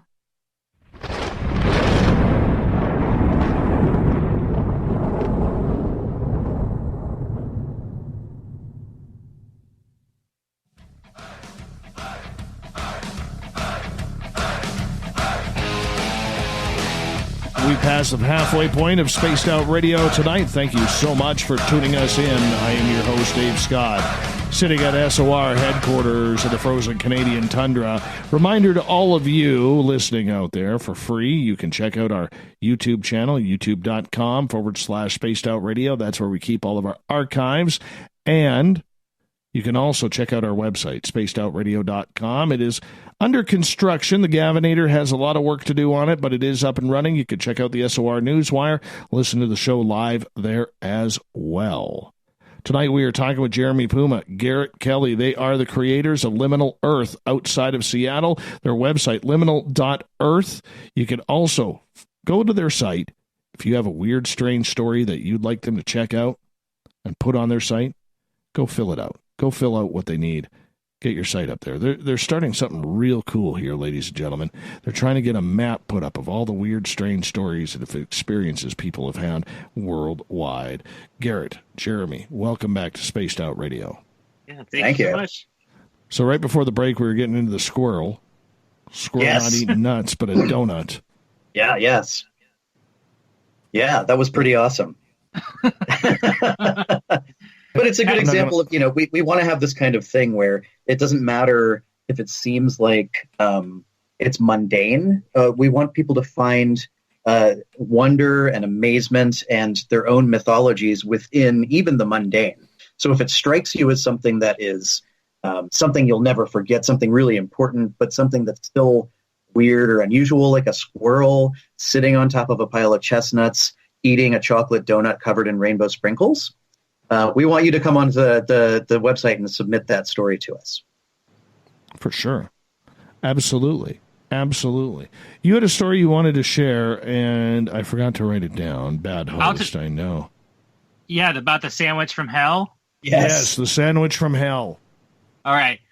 Yeah, this one came on real early, and when we first started the map, and it's from 2009, the experience. This person, SWR, wrote that they were waiting for the bus on Ballinger Way in Lake Forest Park, which is outside of Seattle. And the bus arrived, and when they boarded, they went all the way to the back of the bus. And no one else was on the bus. And then, seemingly out of nowhere, 3 other people who had not been waiting at the bus stop got on, and they went all the way to the back of the bus, and they sat down right next to them. So there's these 3 people sitting there, and they seemed very agitated, and they kept saying, "Are you ready for this? Are you ready for this?" And they were glancing around nervously. And one of the people dug into her bag, like rifling through it, and they started to feel, the person that this happened to, SWR, felt like, oh God, something not good is about to happen. Like, why is she digging in her bag? Why are they looking around all shady like this? But then she just pulled out this big Subway sandwich, and told all her friends, like, here it is. Here it is. And then SWR was like, oh, okay. They were just excited about the sandwich. It was just a sandwich. And she felt bad for, like, worrying that, something bad was going to happen. Like they were going to rob her or something. They were just excited about the sandwich.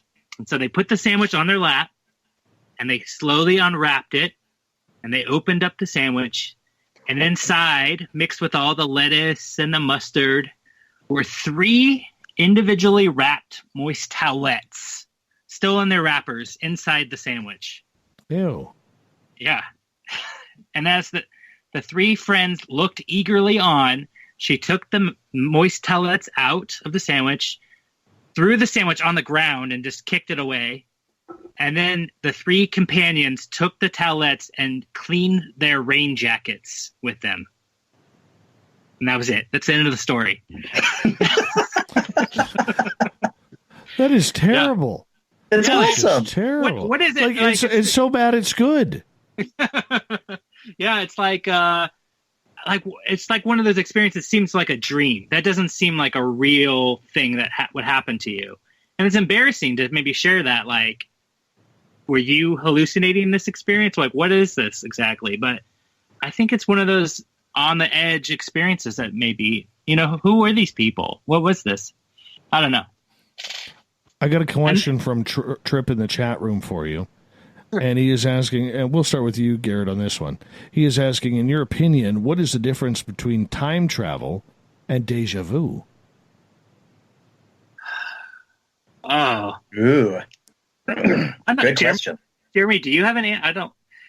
I'm just like a person who doesn't, have a lot of conclusive ideas about any of this stuff. So I don't know the answer. And I haven't experienced deja vu personally. So I don't know. Jeremy, do you know? Well, I don't know. We've been talking a lot lately, sort of offline, and we have this. I don't want to get too far into it, but this sort of prehistoric deer entity that we engage with. It's neither here nor there, but it's called Anthor. And we found that the idea of the antlers and the branching paths has a lot of actually relevance to a lot of the stuff that we talk about. And one of the things that we think of when we think of these antlers is this idea of, the Mandela effect. Are you familiar with that? Yes. Where the Berenstain Bears versus the Berenstain Bears, which one is real and which one is not. And, one of the things we keep wondering is maybe there are these points where, parallel timelines split. So that at one time it was the Berenstain Bears or Berenstain or whichever timeline you're in. But then it split and you just can't access the past timeline where it was the one you thought it was. And maybe deja vu is that point where it splits, right?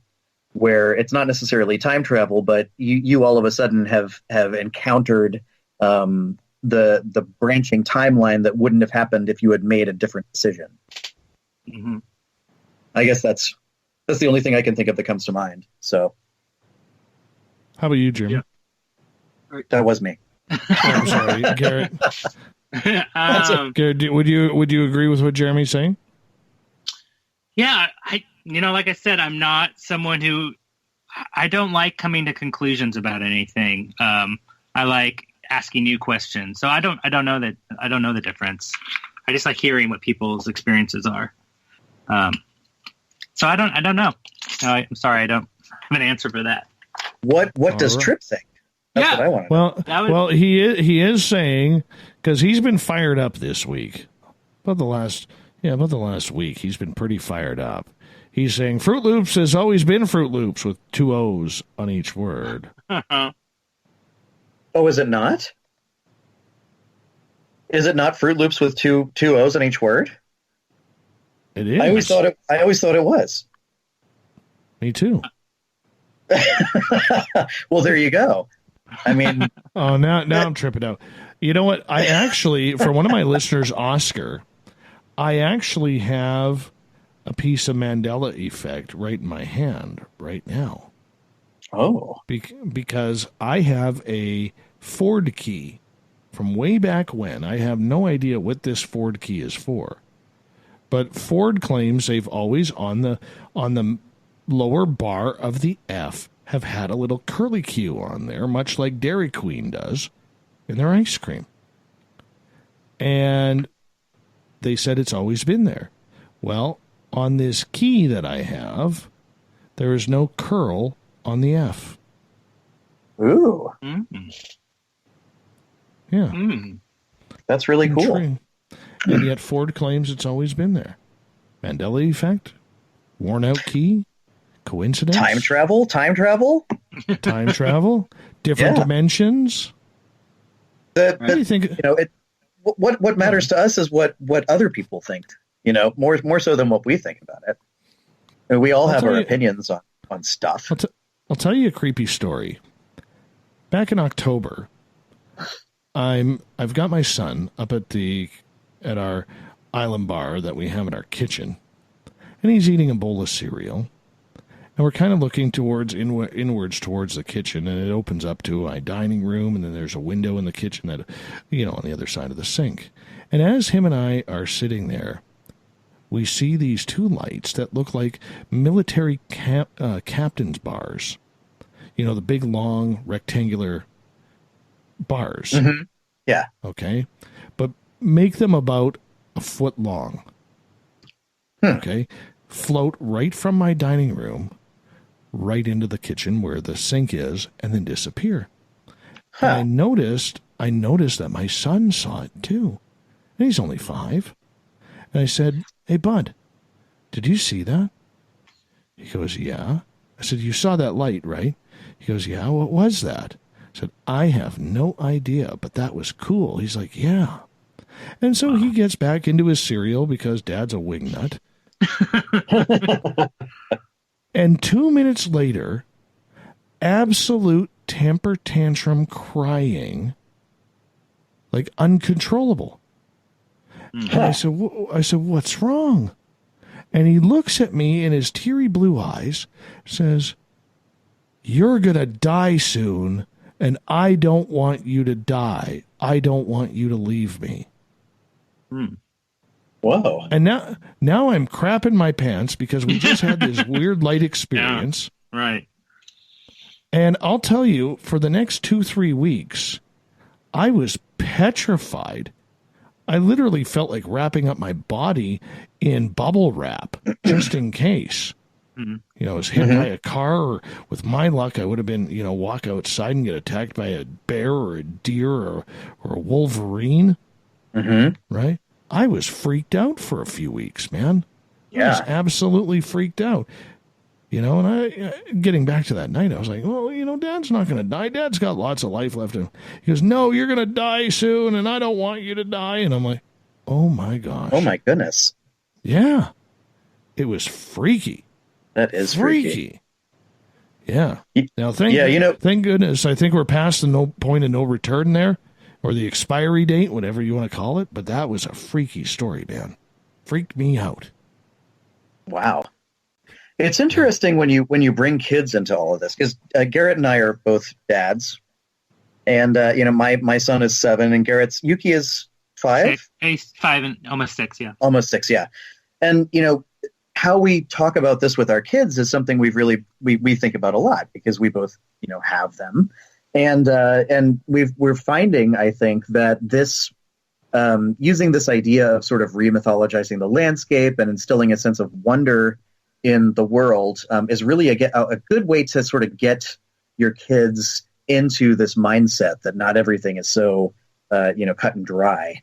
So we have this sort of ongoing quest we're going on, which is this quest for something called the Screaming Well, and we don't have it. It's not on the map because we haven't found it. But if you go online, you'll see. If you go to look like all those silly link farm things that are like the 10 most haunted places in Seattle. Yes. In a number of them, there is this thing called the Screaming Well. And supposedly it's this well. And if you listen to the well, you'll hear voices screaming. And if you're not, I don't know, careful or pure of heart or something, those voices will follow you, home after that point. And so we're like, well, this is a really cool story. We want to find out more about this. So we've done tons and tons of research on it. Haven't turned much up at all other than the general area it's in, which is in sort of South Seattle. So we've gone on these sort of expeditions for the Screaming Well, and we took our kids on one. And I tell you that the impression it made on my son was really, really cool, because he took it with him. Because I always wonder, like, is it going to scare him? Is he going to freak out over this stuff? Is it going to give him nightmares? But instead, it gave him the sense that he was on this quest and that he lives in a world where not everything is as it seems. And so today I actually found out he's been kind of like proselytizing for the Screaming Well at his school. So like I go to pick him up today from his daycare, and his friend comes up to me and says, Nicholas, tell your dad about the time I found the Screaming Well. And, this is like a 7-year-old kid in first grade, right? So I'm thinking like, oh, what happened when you found the Screaming Well? He said, oh, I went by 4 trees, and then I saw a big rock, and then I crossed 2 logs, and then I saw the Screaming Well. And inside of it, I saw a ghost. And the ghost came out, and it didn't have anything inside of it. Wow. And that was the whole story. Weird. And so Nicholas drew a picture of this for me. With this like well, my son, Nicholas, with this well and, this weird looking ghost next to it. And I was like, whoa, this is some heavy stuff. But he was like, to him now, this is normal. It's not scary. It's something cool that he can tell his friends about. I'm still waiting to hear back from his friends' parents about it. But you know what? We had a haunted house after my experiences started in 2011. Our house became so friggin' haunted. Like it was like overnight. And my stepdaughter went to school and told, she was in about grade 3 at that time, grade 2 or 3. And she went and told a bunch of the kids at her school that we have ghosts in our house. Next thing you know, we're finding out from parents that they would not allow their children over to our house to say hello, anything. Wow. Nothing. Kids could not come over to play. They wouldn't even allow our daughter over to play at their place. It wow. Was, it was like, oh yeah, don't bring that weird kid over to our house, right? Yeah. So we had to have a little talk with our daughter and just say, look, things that happen here, you might not want to mention at school because a lot of people get scared over things like that. Yeah. No, that makes sense. No, it's true. But the funny thing is, though, at this same after school program, I was wearing. So Garrett was talking about Shrimpy, the giant shrimp from Bremerton, and he's kind of our official mascot. So we have T-shirts with Shrimpy on them, and I was wearing my Shrimpy shirt one day, and it said "The Beast from Bremerton." And one of the other dads from the daycare was there, and he said, "Hey, what's with your shirt?" So I told him a little bit about our project with his kid right there. And he said, oh, that's cool. That's the coolest thing ever. And he went on our site and he's been boosting it to all of our friends, or all of his friends rather. And, his kid talks about it with Nicholas. So it's weird. It's strange, the reactions that you get. It is. But do you find that people are starting to become more open with everything? What do you think, Garrett? Yeah, I mean, I haven't had that many, negative experiences. I mean, my wife is nervous that people are going to think I've lost my marbles and stuff, but, because I talk about this giant shrimp like all the time. But no, I have had positive experiences. I remember when I first moved to Seattle, I was working at a grocery store, and I was bagging groceries, and I was very bored. So I started asking every customer they've ever had a paranormal experience, and people would just share so many, awesome stories with me, total stranger. It was really awesome. And I think that same mentality kind of informs what we're doing with the map. I did have one person who said, that's like a really personal question to be asking me while I'm, you're putting my milk in a bag. But most of the time, I feel like people want to share this stuff. They feel like a sense of relief that that it's okay to talk to me about that. So it's like liminal counseling. Right. We got about 2.5 minutes before we got to go to break here, Jeremy and Garrett. Hey, when you get people coming up to you saying some pretty cool stuff, like what you just mentioned, and sharing your site, do you guys get a lot of the negative as well? Like, why are you wasting your time? You shouldn't be delving into the occult or the paranormal because it's bad, or do you get a lot of negativity? I'm surprised by how little negativity we get. Mm-hmm. No. Jeremy, go ahead. No. Oh, I was just going to say, I think, there might be a couple of reasons for that, because it's the same way with me. I've never experienced negativity. And, I wonder, there's a couple of things. Is one, like, we don't have your usual kind of agenda. I mean, I'm not going to say we don't have an agenda, because that's not true. We obviously have an agenda. We're collecting cool stories, but we're not trying to prove or disprove them either way. We're just reporting them. We're believers, but at the same time, if somebody comes up to us and they have a negative impression, I think we probably just honor that and move away. But the other reason I think it's possible we don't get the negative stuff is that we don't take ourselves so seriously. There's so much these days. I'm not going to mention names or particular incidents that are currently going, where every side believes that they are the most serious one. And I think our approach of being a little more lighthearted about it and being willing to have fun with it, and Garrett dressed up in a giant shrimp costume, that kind of thing, it almost, hopefully it makes us a little more approachable, because we're willing to embarrass ourselves for the sake of getting this stuff out there so that other people don't have to. Well, we're going to get into more stories with you guys as we got you for another 30 minutes here as we get ready to wrap up hour number 2 and get right into hour number 3. I got to tell you, this show is flying on by. Just flying on by tonight. You guys are so entertaining. Reading the comments in the chat rooms, everybody is absolutely loving the stories that you guys are brought. You guys sound real, and I think that's what's really winning you over with the audience. You sound real, and there's no hype. There's no oversaturation of the stories. You're just delivering the weird and strange woo, man. And that's what I know my audience can appreciate. So thank you so much. We are joined by Jeremy Puma and Garrett Kelly. They are from Liminal Earth out of Seattle, Washington. Liminal.earth is their website. We have them for another 30 minutes here on Spaced Out Radio. Then we get to the SOR Newswire and the Thought of the Day. Stay tuned.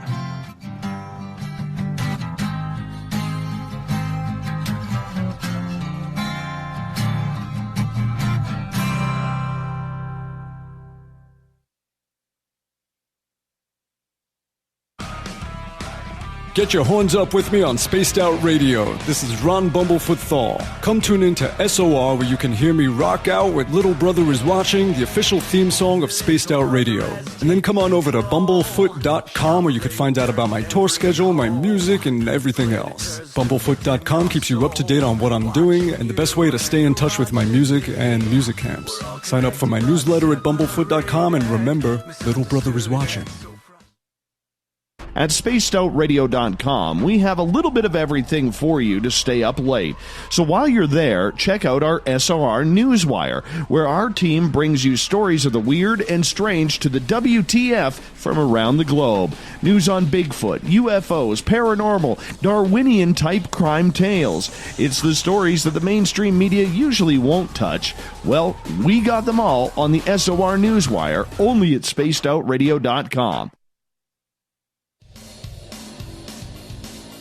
We all know on Spaced Out Radio we love a good beard and mustache, so why not take care of your facial hair with Mighty Moose Beard Oil?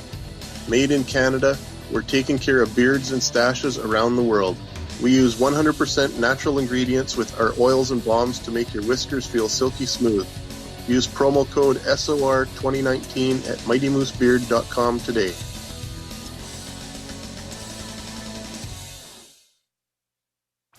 Come hang hang out with Spaced Out Radio, where we own the night. This is Carl. You can follow Dave on Twitter at Spaced Out Radio, and during the show, use the hashtag Spaced Out Radio to chat with us live. On Instagram, at Dave Scott SOR. On Facebook, give our page a like, Spaced Out Radio Show. SOR archives are free on YouTube at Spaced Out Radio. Come join us, or I will come join you. See you at your window. Find your escape where time has no limits. It's about living today and cherishing the heritage of yesterday. A spirit of adventure for what is new, with the nostalgia of the past. Your timepiece is a reflection of who you are.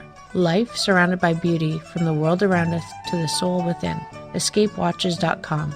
There is no time like the present to enjoy your escape. Use promo code SMF2017 for your 20% discount today. The Call of the Wild is in Vancouver. The Moose Vancouver is one of the hottest bars and restaurants in the city. Open until 2 a.m. nightly, the Moose will rock you like a hurricane all night long. Great food with everything on the menu at $6.95 near the corner of Nelson and Granville. Get your horns up and come rock with us. The Moose Vancouver, the official rocking bar of Spaced Out Radio.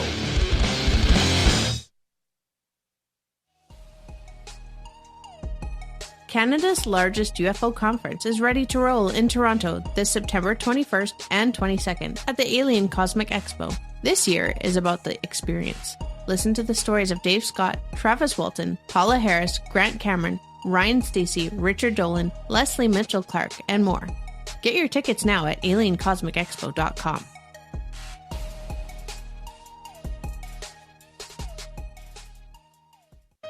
Hey fans, it's Dave Scott. Do I have something for you to check out? A great documentary about legendary Mexican investigative journalist Jaime Maussan and his search for the truth about UFOs. Beyond the Spectrum, Maussan's UFO files can be found on Amazon Prime. It's free to watch if you're a member. You might even hear me in it. So check out Beyond the Spectrum, only on Amazon Prime. Visit purpleplates.com today. For over 40 years, the Purple Energy Plates have been delivering amazing results for their many customers. Inspired by the great genius Nikola Tesla, the harmony, healing, and energetic effects of the plates have proven over and over to be beneficial and often miraculous to thousands of customers. Check their site for daily specials and choose from their many energy products. You won't be sorry. Visit them today at purpleplates.com. So, you love talk radio? Then you'll love TalkStreamLive.com. TalkStream Live is always on, 24/7, with the best streaming talk shows. Find your favorite talkers and discover some new ones. It's free, readily available online or on mobile with any smartphone or tablet. Finding your favorite talk shows all in one place has gotten a whole lot easier. Just go to TalkStreamLive.com. Be sure to download the free apps from Google Play or the iTunes App Store. Are you having encounters with the paranormal, supernatural, or ufological that you cannot explain?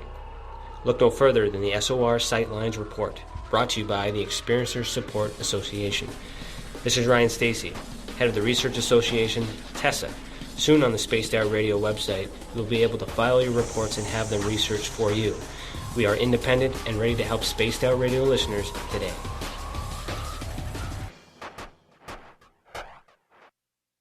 From the mile-high mountains of Colorado to all of you around the world, this is Tessa Nicole Thomas, and I invite you to stick around spacedoutradio.com for Saturday and Sunday nights where I host Spaced Out Weekends.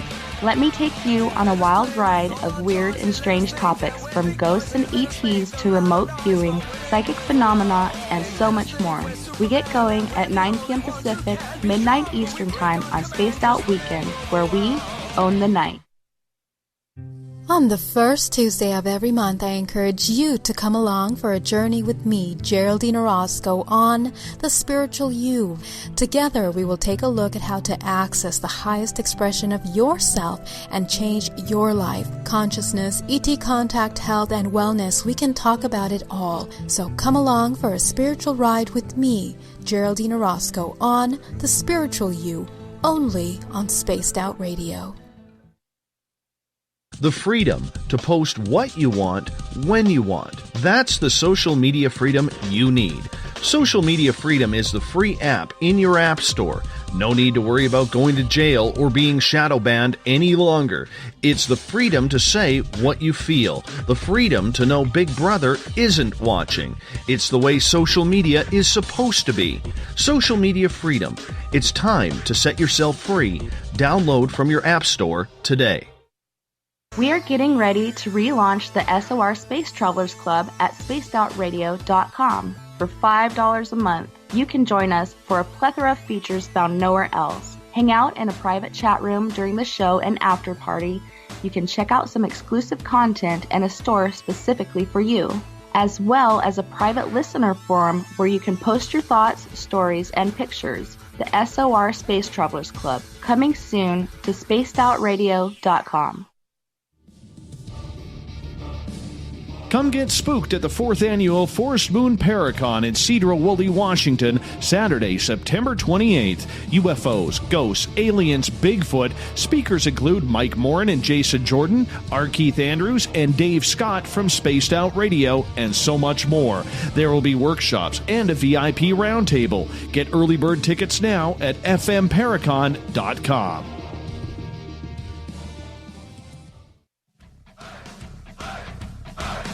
Would you like to connect with us? Head to spacedoutradio.com for all your latest show info. Now, back to Dave Scott and SOR. Welcome back to the third and final hour of Spaced Out Radio tonight. I am your host, Dave Scott. Thank you so much for being with us to kick off your weekend. Tomorrow night and Sunday, Tessa Nicole Thomas is back with Spaced Out Weekend, 9 o'clock Pacific, midnight Eastern at spacedoutradio.com. Hi to everyone listening in on UPRN 107.7 FM in New Orleans, WQEE 99.1 FM in Newnan, Georgia, KZFX 93.7 FM in Ridgecrest, California. In Reedsport, Oregon, we're on KDUN AM 1030, and in Dangerfield, Texas, AM 1560 KDNF. On the digital side, hi to everyone listening in on Revolution Radio tonight. Thank you so much for tuning us in. Don't forget, you can check out all of our archives for free at youtube.com/Spaced Out Radio. Just do me the favor, hit that subscribe button. The Desert Clam has set the password for tonight in the SOR Space Travelers Club. Ossifragant. Ossifragant is your password. Make sure you use it wisely, Space Travelers, as the Clam sets a password each and every night right here on the mighty SOR. Our website is spacedoutradio.com, where we're going to have a plethora of features for you. Right now, you can go on there. We'll read up on the SOR Newswire. Listen to the show live. The Gavinator, who's building our site, will have something fresh and new coming very, very soon. For the final time tonight, we introduced Liminal Earth. They are out of Seattle, Washington. Liminal.earth is Jeremy Puma and Garrett Kelly's website. This has been such an entertaining show with you guys tonight. Thank you so much for being with us. Oh, thank you for having us. Yeah, thank you. One of the stories that kind of weirds me out a little bit, and we've talked to a few people about this on the show, is there's a lot of reports coming out over the last 18 months to 2 years about these stairwells that are just sitting in the middle of nowhere, like in a forest or in some sort of bog or marsh or something like that. And they don't make sense because there's no foundation to a house, nothing. Have you heard of any of these stories before, Jeremy? You know, I've heard a few, but only in the, like, you're in a graveyard, there's stairs leading down into a crypt, and that's the entrance to hell. You know, sort of that urban legend kind of thing. So I'm not up on the recent reports. I guess that hadn't come my way yet on usual social media rounds. But on one of our Screaming Well expeditions, we stumbled across one of these. Oh, wow. Tell me about this. So, and Garrett, feel free to jump in here at any time. But we were talking earlier before the break about the Screaming Well, which is another mystery story for our area about a well that you listen to, it screams. And so we've been looking for this thing because we haven't been able to narrow down a location yet. So we went to this part of town, or actually this kind of a separate town called Renton, south of Seattle, which is sort of where this thing might be. And we were going on a hike through this area where we ran across these other hikers, and we said, "Hey, have you guys heard about the Screaming Well?" And they as usual, they just laughed it off as something personally that they found normal. Like, "Oh, the Screaming Well. I haven't heard about that." Like, we just asked them, directions to McDonald's. And they said, "But there's this old homestead around the bend, and, that might be a good place for you to look for old wells." And we thought, "Oh, cool." So we walked around the bend, and this is like Pacific Northwest. It's a riparian forest area, so there's a lot of wetlands and rivers and birds. Beautiful, just this natural space we're walking through. And we go to a certain point, and we look over, and into the embankment over the river is carved out of the side of the clay or dirt or whatever it is, a staircase. And it was like, this wasn't just like somebody just cut away some roots to make it easier to walk up the hill. This was like somebody had carpenter tools and used it to figure out the same angle on each step as it went up. And of course, at the top, there were these trees sort of bent over, so they looked like it was a door or something. So we went up the staircase, and we found all these strange structures. Like somebody had gone in on their off day and just started building half-completed log cabins, or like weird teepees out of wood, or big nets built out of like tree branches. And it was really strange. And, we found some sort of artifacts around it that, and we don't think it was built by something that wasn't necessarily human, but the fact that we found these things in the middle of the woods, if we hadn't seen that staircase, we wouldn't have found it. So, it was really, really cool. Oh, that just creeps me out. I couldn't do that. I could be face to face with aliens, go chasing a Bigfoot in the forest, but you got a big stairwell that's happening. We all forest. No. We all groaned when we saw it. We were like, "Oh!" But we knew we had to go up it. We had to go see what was there. Oh, I just don't know if I would do it. I don't know. Uncle Dale and his power stash in the SOR Space Travelers Club on Facebook is asking, what does liminal mean? Liminal is it's a term that means in between states. So in between one world and another world, or in between, I guess you're like when you're right going through a door before you get outside, but you haven't left inside. That's liminal. Have you guys got any stories about a lot of these people who just disappear, almost like they walked into a different portal or dimension and poof, they're gone? This is what intrigues me lately in the weird and strange, is when you get, you hear these stories about, somebody out with all their buddies, and the next thing you know, they're like, "Hey, I got to duck behind this tree to go to the bathroom," or something like that. And It just disappears, gone. Have you investigated any stories like that? And if so, where do you think they went? I don't think we've got anything like that. There was the story of someone who appeared in Discovery Park. When was that? Like 2008? 2000. It was in the mid 2000s. Yeah, he appeared in Discovery Park in Seattle, and he had like $700 in his shoe, and he found a bus, and he didn't know who he was. I think his name, I think they call him Edward Lightheart. Right. And he just, no one, he knew like some languages, other languages, but he didn't know who he was or where he came from. And another thing that happened is like a week later, a cougar appeared in the same park. So it was almost like this opening had happened. It's kind of rare, and like things were passing through into this reality in the same park around the same time. I'm not sure, but I haven't heard of any. I don't think we have any disappearances on the map. No, I don't think so. And also, I think an interesting question that I would have would be a challenge to the listeners, which is, or the readers of the map, which is that, like, if you saw a time portal in front of you, or, you know, if a UFO landed, or if, you know, something beckoned you into the lava tubes on top of Mount Rainier, would you go?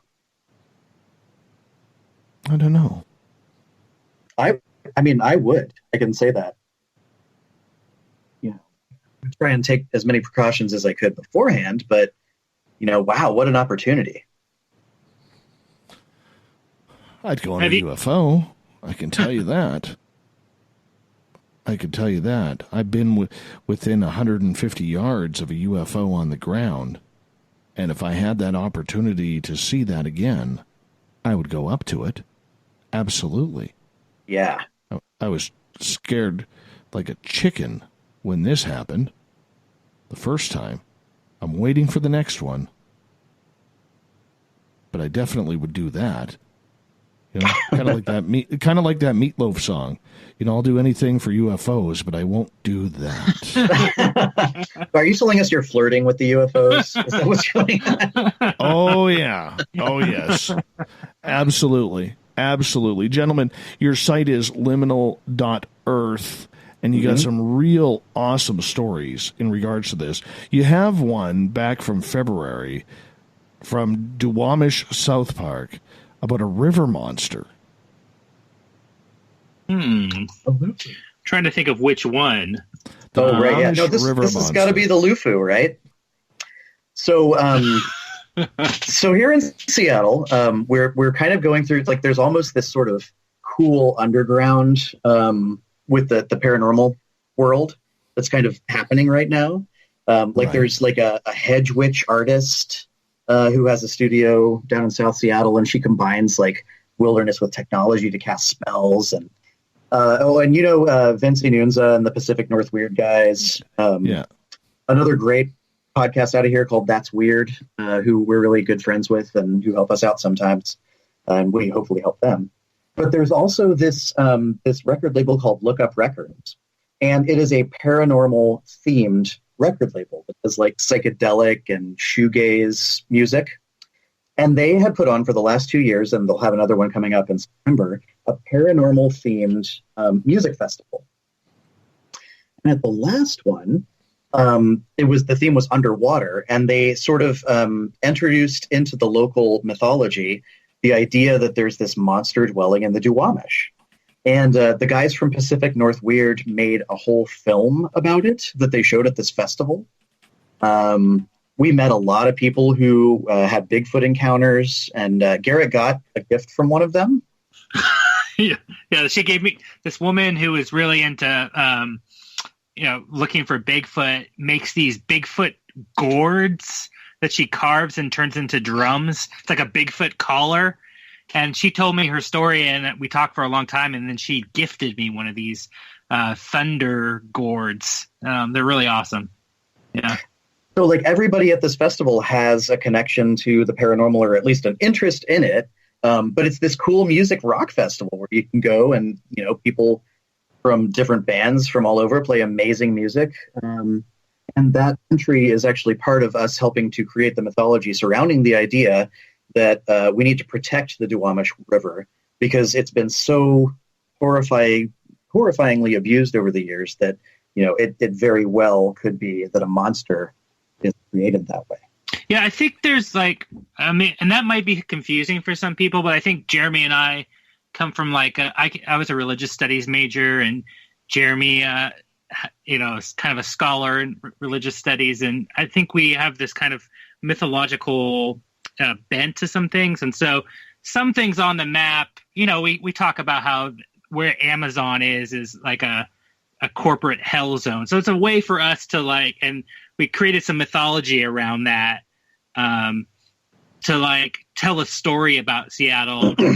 That doesn't necessarily, it's a little bit of, it's a myth. We're creating myths, but not everything on the map is like that. There's also real stories and real encounters that people are sharing. Right. We try to separate them. This is a mythology, so it's categorized that way. Mm-hmm. like these are separate, but there's still a way to use the landscape and to tell stories, to create, to new understandings about the place that you live. Mm-hmm. And people have submitted their own mythologies. It's not just us. It's other people who are using this idea of finding meaningfulness in your surroundings, who have gone on to generate their own mythologies, which, we have included under that category on the map. You also get into some of the darker stuff as well with demons. There's a story that you have out of, it looks like, in Chile at Valparaiso about the demon of Playa Ancha. What's this one all about? Well, that was from one of our liminal ambassadors. So we have this liminal ambassador program where we want people to kind of take ownership of their town and help collect stories from where they are. Because, we're really good at doing that in Seattle, but we would love it if people wanted to help, kind of curate their area and find people in their area. And so this person actually wrote to us from Chile. Jeremy, I don't know if you want to tell the story. Yeah, I mean, so essentially it's a classic cryptid story. These, I don't have it right in front of me, but this group of people was out driving around in their town, and they saw something flash in the woods and got out, and they saw this thing in the trees, and there's actually a picture of the thing on the map at Liminal Earth if you search for actually it's the only entry from South America at the moment.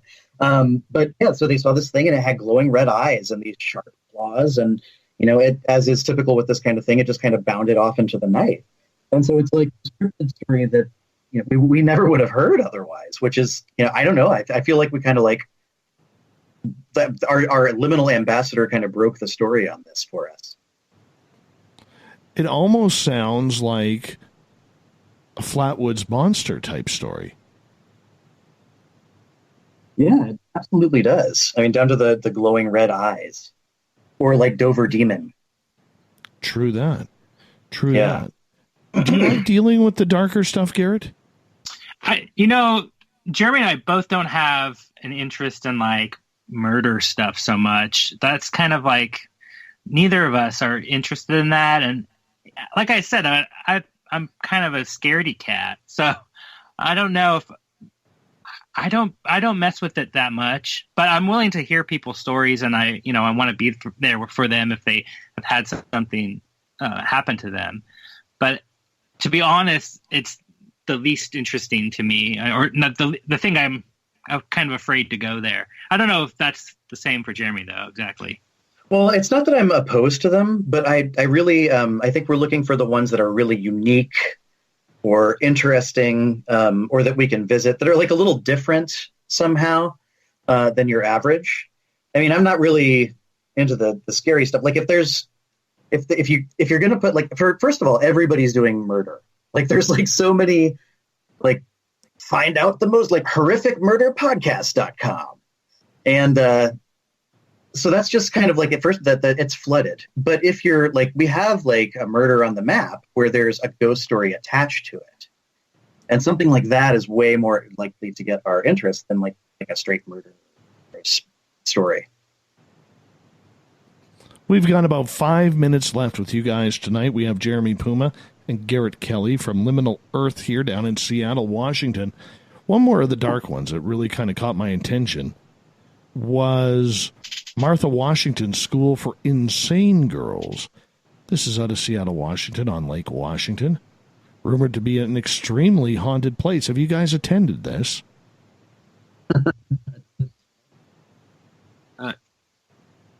We haven't been, I don't know if Jeremy's breaking up, but we haven't been to the Martha Washington School site. It's actually a park now, I believe, but the part of the archway has been removed and put to Green Lake, and Jeremy and I ended up there one day, and I don't know, I can't remember the whole story, but I think that there was a girls' school, and then it eventually got. It was turned into an insane asylum after it was the girls' school. Oh, right, and then what happened after that?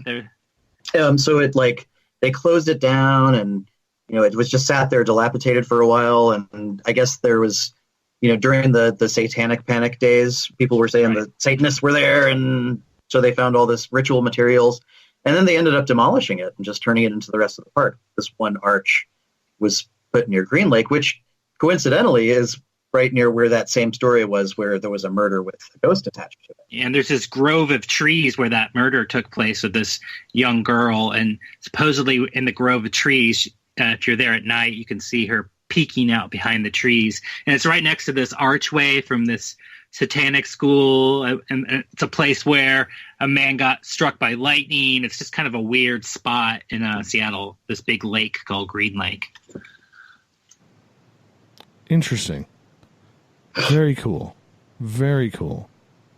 All right, I think we got time for one more quick story here, and then we got to say goodnight to you guys. I got to know about these deer, man, because my area is covered in deer. And the mystery deer pursuit. Oh, how do we even start with that? 5 minutes? Well, 2:30 now. So it's kind of, like we say, it's our sort of own mythology. And there's this sort of these sort of stories that we've been telling in certain personal places where the deer spirit is sort of the guardian of nature, but nature and the city combined. Wow, we're really getting off the rails here. So we find deer particularly significant, and so we're very inclined to put reports of interesting things happening with deer on the map. Yeah, I think we have to leave it at that. I think so, yeah. We can't. Not a problem. We can't give away too much. All right, guys. Garrett, we'll start with you on this because you're the creator of Liminal Earth. Do me a favor. Tell everybody where they can find all of your information, your Patreon account, and everything. Well, we go to the website is liminal, LIMINAL.earth. Not .com, it's .earth. And we have a Patreon, Liminal Maps. And if you join our Patreon, we actually have a video up right now where you can see us go to this abandoned cemetery in South Kitsap, where this place, Starvation Heights, happened in the early 1920s, where a doctor starved her patients, and a lot of the people that she murdered that way are buried there. And we went and visited that site, and you can watch a fun little video. Jeremy trying out these Hagstone binoculars he invented. We're also just on Twitter and Instagram. You can look up Liminal Seattle, because we used to be just Liminal Seattle, and that's how you can find us there. Jeremy, anything you want to add? No, I think you covered most of it, other than, we definitely want to encourage people to submit stuff, especially if they're not in the Seattle/Washington area. We want to fill up our map as much as we can. We also have a liminal census, where if you don't have a map experience, but you want to share your feelings and thoughts on all of this, again, it's like data collection. Just go to liminal.earth/census. I don't know. This has been really, really fun. Totally fun, guys. What a entertaining way to finish up the week. Thank you so much, Garrett and Jeremy, for coming on Spaced Out Radio tonight. I think you got something special there with Liminal Earth, man. I'm really glad we got this done. I know John Tenney, who's a regular on this show, loves the work that you guys are doing, so keep it on up. And, if you ever get a thumbs up from John Tenney and his neckties, it's very, very well worth it. Thank you so much, gentlemen. Thank you. Thank you. Yeah, this is great. All right, coming on up, we have the SOR Newswire and the Thought of the Day. Stay tuned as we take this on home.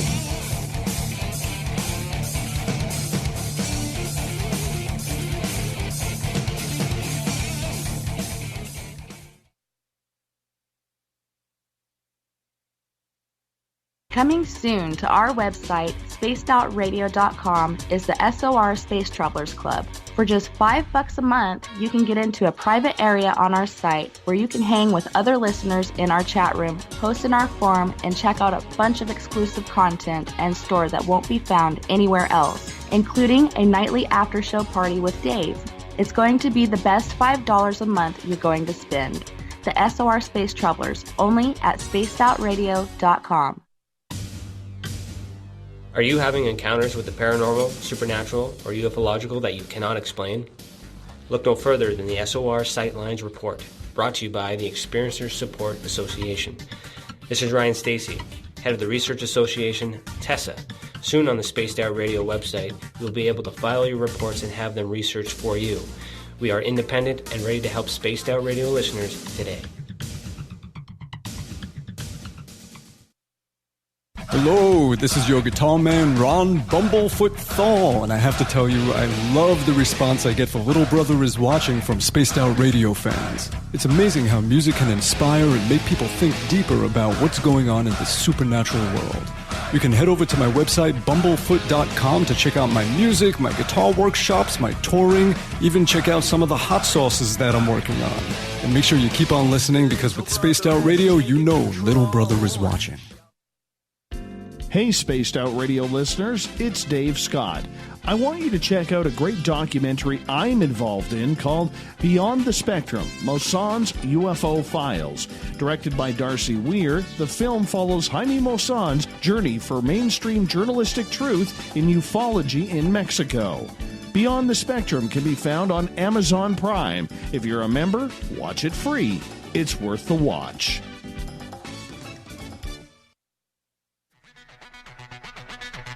Come get spooked at the 4th Annual Forest Moon Paracon in Cedar-Woolley, Washington, Saturday, September 28th.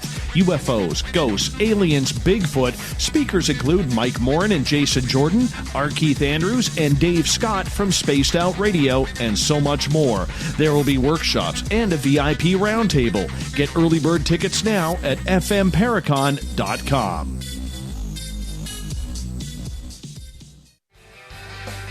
From the heartlands of Canada to beards around the world, we know how to take care of you.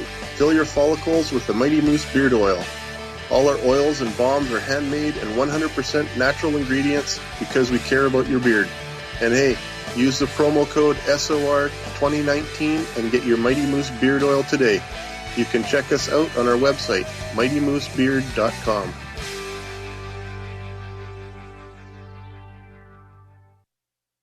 Heading to Vancouver and looking for a night on the town? The Moose Vancouver is the bar that never stops rocking until 2 a.m. every night. The Moose has great food with everything on the menu from $6.95 to $8.95. Fantastic, vibrant staff and rock and roll that will bring you back to when the music was real, the hair was long, and the guitars were rocking. Get your party on at the Moose Vancouver, the official party bar of Spaced Out Radio. A timepiece is a reflection of who you are, and what better way to show off the real you than with an Escape watch. Escape is a lifestyle brand accessorizing your days and nights. Choose to escape and create the life of discovery that you deserve. Dream, play, unite with your own personalized Escape watch. Head to escapewatches.com. There is no time like the present to enjoy your escape. Use promo code SMF2017 for your 20% discount today. Coming up this September 21st and 22nd, all UFO eyes will be focused on Toronto for the 4th Annual Alien Cosmic Expo. Come listen to some of the biggest names and experiencers in ufology. Travis Walton, Paul Hellyer, Richard Dolan, Paula Harris, Grant Cameron, Randy Kramer, and Spaced Out Radio's own Dave Scott. Tickets are on sale now at aliencosmicexpo.com.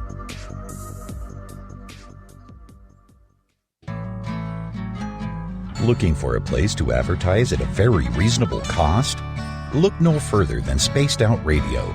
SpacedOutRadio.com has an advertising tab that you can click to check out our daily, weekly, and monthly packages to play on the radio, or our website including social media.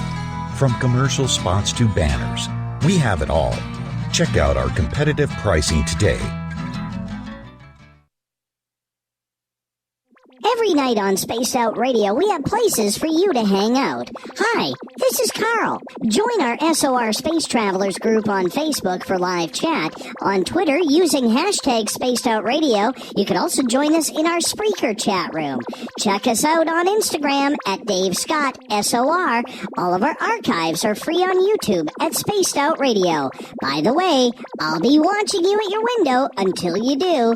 Bye! Did you know Spaced Out Radio runs 7 days a week? Hi there, this is Tessa Nicole Thomas, and I'm here to take you on a paranormal journey each Saturday and Sunday night. Why change the station when you have it all right here? Together, we'll hang out and share some strange and scary stories. And don't forget, we have Psychic Sundays as well, so come tune in Spaced Out Weekend. We get going at 9 p.m. Pacific, midnight Eastern, only at spacedoutradio.com, where we own the night. Looking for the stories of the strange and weird that you will find hard to find anywhere else? Check out the SOR Newswire on our website. Our writers, led by Captain Shirk, are scouring the world for the oddest and most bizarre stories we can find. Everything from weird crime to suspenseful and paranormal. We're working hard for you to bring you the most intriguing news of your day. Check out the SOR Newswire at spacedoutradio.com today. Are you intrigued by Paranormal Talk Radio? You'll love the new Paranormal Radio app from TalkStream Live. You'll find a great selection of talk shows covering UFOs, ghosts, strange phenomena, and much more. Download the Paranormal Radio app now and start listening to the very best in paranormal talk entertainment, including the network you're listening to right now, the Paranormal Radio app, free in Google Play and the iOS App Store.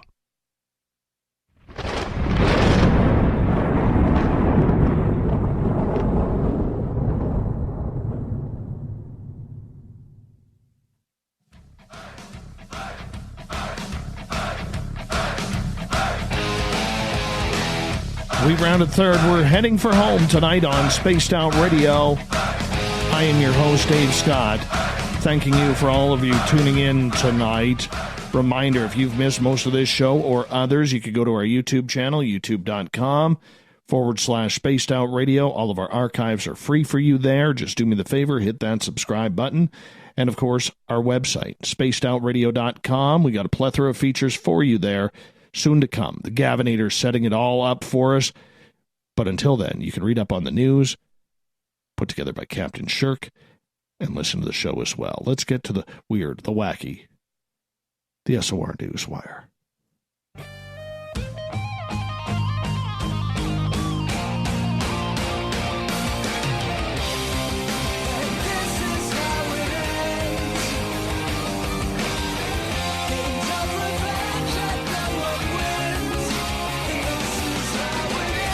The news is always changing, which is why we bring you the SOR Newswire at the back end of every show, where we get into the strange, the obtuse, the head-scratchers to end the week. We're going to start off in Kansas City, Missouri, where there's been some strange lights noticed, and it's got locals and even the National Weather Service wondering what the heck is going on. 2 white orbs were seen floating over the airport, prompting people to speculate about aliens on social media. We honestly have no explanation for the floating objects over Kansas City, the National Weather Service wrote on Twitter. In more than 600 replies, some contemplated whether moon men, I guess that's what we're calling aliens now, moon men had come to the Midwest. Even the U.S. Consumer Product Safety Commission had a little fun reminding people to put a fresh battery in their smoke alarms. Don't know what that had to do with aliens. Finally, you can relax. A DARPA spokesperson says, position it was likely balloons, one of their balloons, in a test flight. Of course. It's always a weather balloon, isn't it? Never those darn pesky aliens. Orbs? No! Yeah, let's do a test flight of a balloon over an airport, because that makes sense. It's not like there's any air traffic there or anything. I don't get it. Everybody else is saying UFOs. Why not hop on the bandwagon, DARPA? Testing balloons over an airport. Yeah. Okay. Did you see these latest photos from Mars? So, NASA has released a photo taken by the Curiosity rover that shows a mysterious, unexplained white light on Mars. The black and white raw image was taken by the rover's NavCam, which acts as sort of an eye, back on June 16th. It was transmitted back to Earth. The NavCam snapped the picture. And this is just amazing. Like, the rover has 2 NavCams and 17 cameras on it. It's always sending photographs. Has been doing that for 7 years. Well, this photograph, it's unclear what exactly this white spot is on it, as images taken almost immediately before and after do not show the mysterious white light. But this is strange. Totally, totally strange. This is not the first time this has happened, or a photo like this has been caught by Curiosity. Happened in 2014. A separate mysterious white spot was seen by the rover. At the time, scientist Dr. Justin Mackey, said he believed the light could be a glint from a rock surface reflecting the sun. No, because it's never aliens. This guy has no woo in him whatsoever. No woo whatsoever. The planning team of NASA thinks it might be a meteorite because it is so shiny, but looks can deceive, and proof will only come from the chemistry.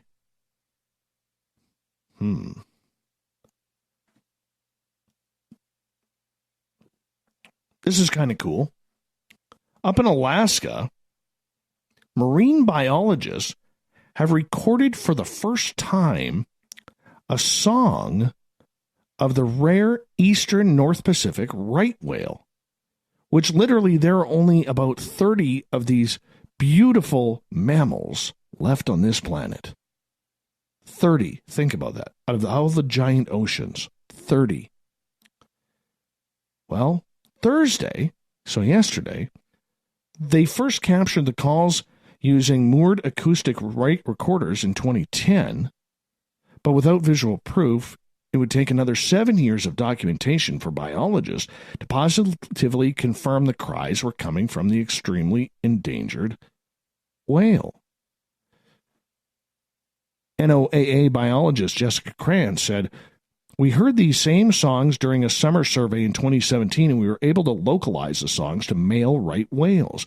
We could now definitively say these are right whales, which is so exciting because this hasn't been heard yet in any whale population." Biologists dug through the data compiled over 8 years and dissected the 4 distinct songs at 5 locations of the Bering Sea. Eastern right whales were never known to call in repeated rhythmic patterns that constitute singing. Southern and North Atlantic right whales have been documented making gunshot calls, up calls, down calls, moans, screams, and warbles. Now, Krantz suggests the whales may be singing for a mate due to their extreme rarity. Uncontrolled whaling nearly wiped out the slow-moving mammals in the early 20th century, and unfortunately, this whale has shown no signs of recovery. With only 30 animals left, finding a mate must be difficult. Lone male right whales tend to gunshot more frequently than females. Perhaps the 2-to-1 male ratio in the North Pacific has led our males to singing to attract females, but we may never be able to test that or know for sure. 30 whales. That's it. Now, here's something cool. Marine animals may be used for espionage. In some countries, that is. But these Scottish researchers are teaching gray seals how to sing the iconic Star Wars theme. The scientists have been working with 3 gray seals since birth to study their voices and found they could be trained to mimic human sounds. The study gives us a better understanding of the evolution of vocal learning, says one scientist, a skill that is crucial for human language development. One of their seals, named Zola, was really excited and is showing signs she can hum around 10 notes of the Star Wars theme song and Twinkle Twinkle Little Star. The others were able to accurately vocalize vowel combinations, so they'd be good on Jeopardy!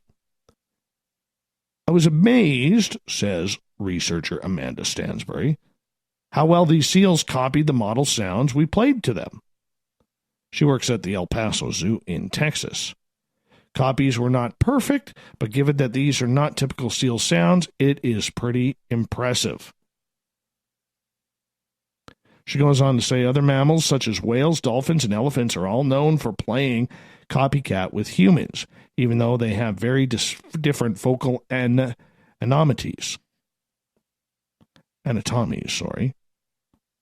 Finding the other mammals that use their vocal tract in the same way as us to modify sounds informs us how vocal skills are influenced by genetics and learning and can ultimately help to develop new methods to study speech disorders. Apparently, there's a lot of seals lisping out there.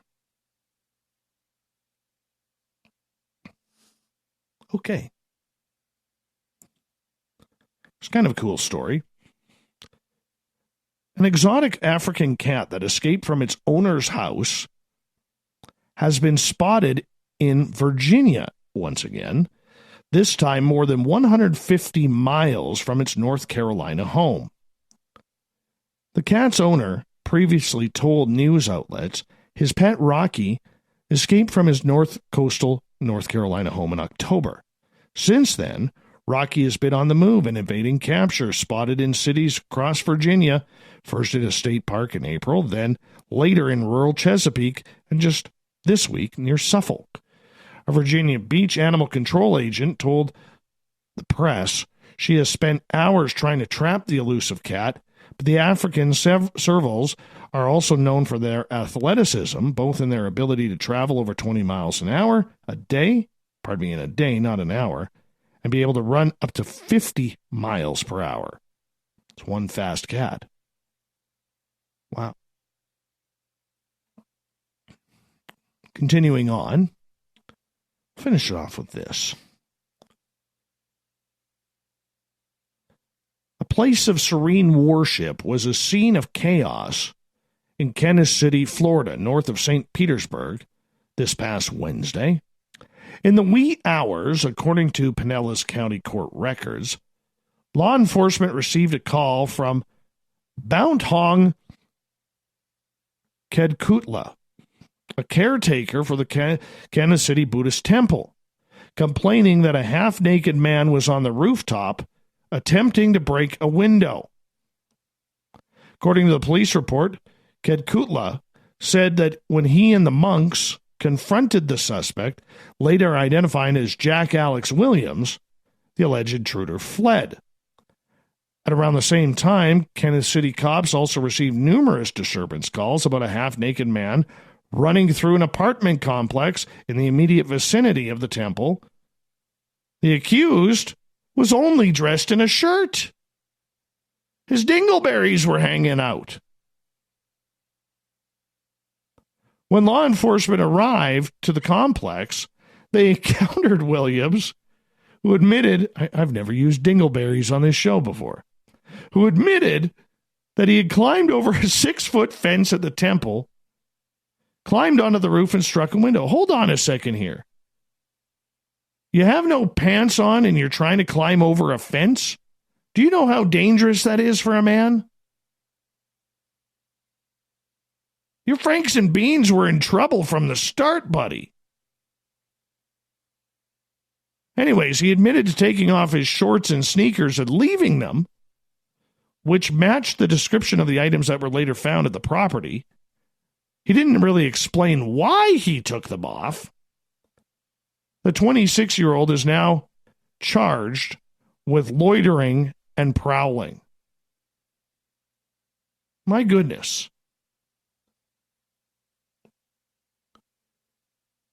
Who on God's green earth thinks I'm going to try and break into a place But first, I better take my shorts and my undies off. Because I got to climb this 6-foot fence, and there's nothing sharp that could hurt the bagels there.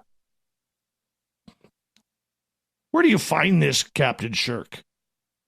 Where do you find this? It's amazing. Unbelievable.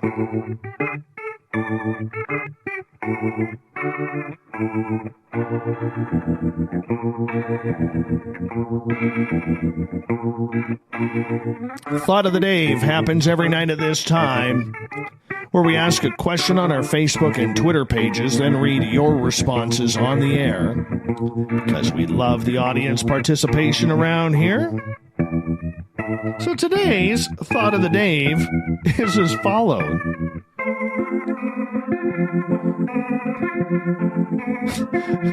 Reading the chat rooms. Oh my goodness. Oh my goodness. You guys are absolutely hilarious. Hilarious. You guys are cracking up over this. Even Aussie Rob gives us a record 4 out of 4 ham hocks. Thank you, Aussie Rob. How's tomorrow looking, by the way? All right. Today's Thought of the Dave is as follows. What do you think the Earth's best kept secret is? Oh, my. Really putting your brain to the test tonight for a Friday night. Let's start off with Jim. Why God didn't do a better job with teeth. Yeah, must be from Britain.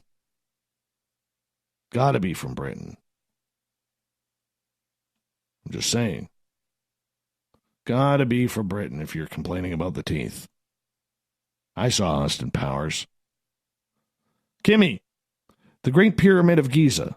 How and why was it built? That's a good one. I'd like to know that one.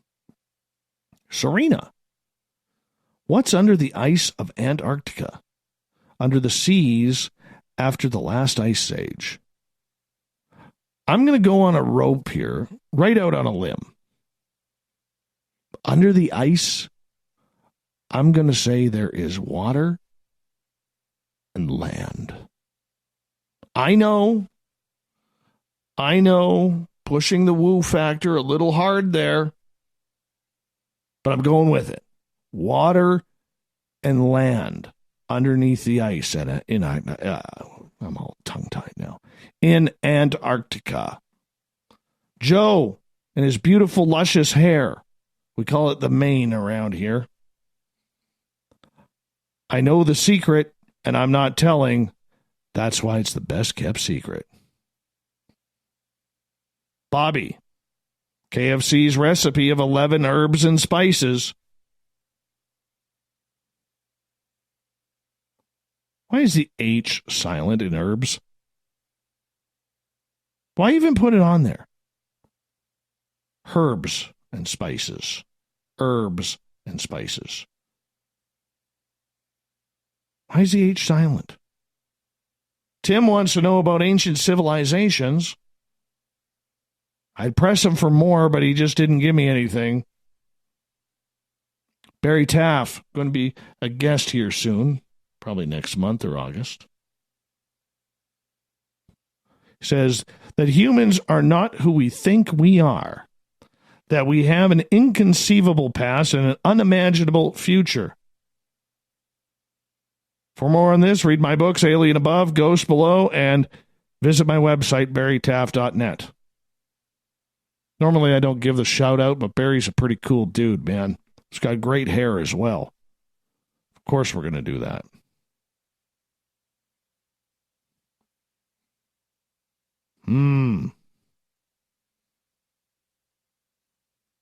Robert, how many bottles of bourbon do I drink? I don't know. You've never offered me a drink to come over and share. I can honestly say I've never had a glass of bourbon before. I'm 46 years old. Never had a glass of bourbon. I'm probably the only guy who's tried scotch and didn't like it. Craig, How much history hasn't been uncovered from the bottom of the oceans? That would be a good one. William and his power goatee. How scientifically objective UFO investigations are conducted.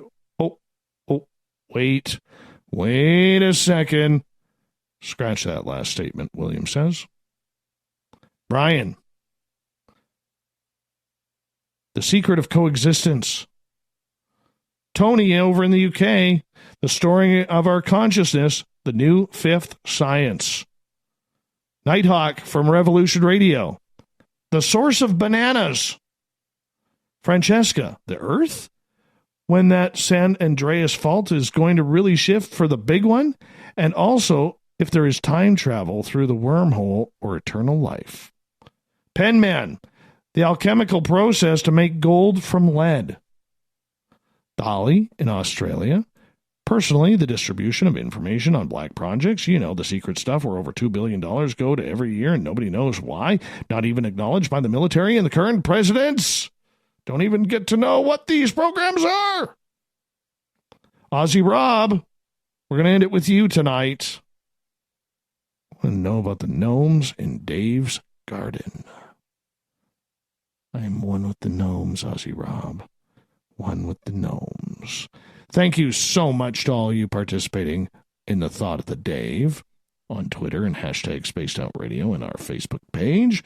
Really appreciate that. We'll do it again on Monday night when I will be back.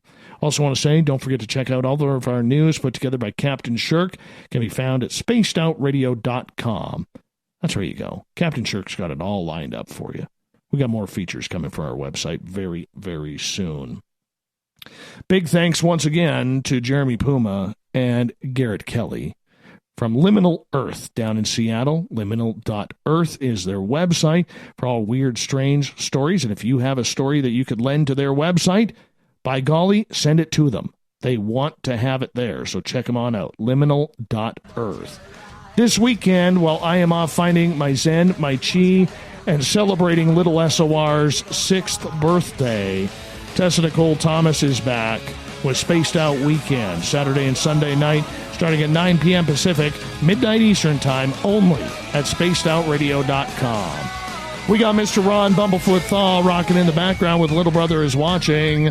Bumblefoot is the official music of Spaced Out Radio, rocking us in and out of every single show.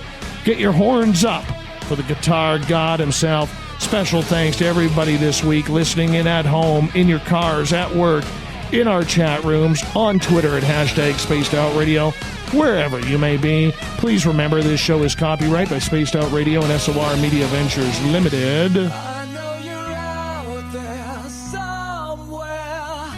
Thank you so much for telling your friends about us, doing your part to make us bigger and better every single night, because together, my friends, say it with me, we own the night. I will talk to you on Monday. Thank you so much for a great week. We did it. Mr. Bumblefoot, we need a favor.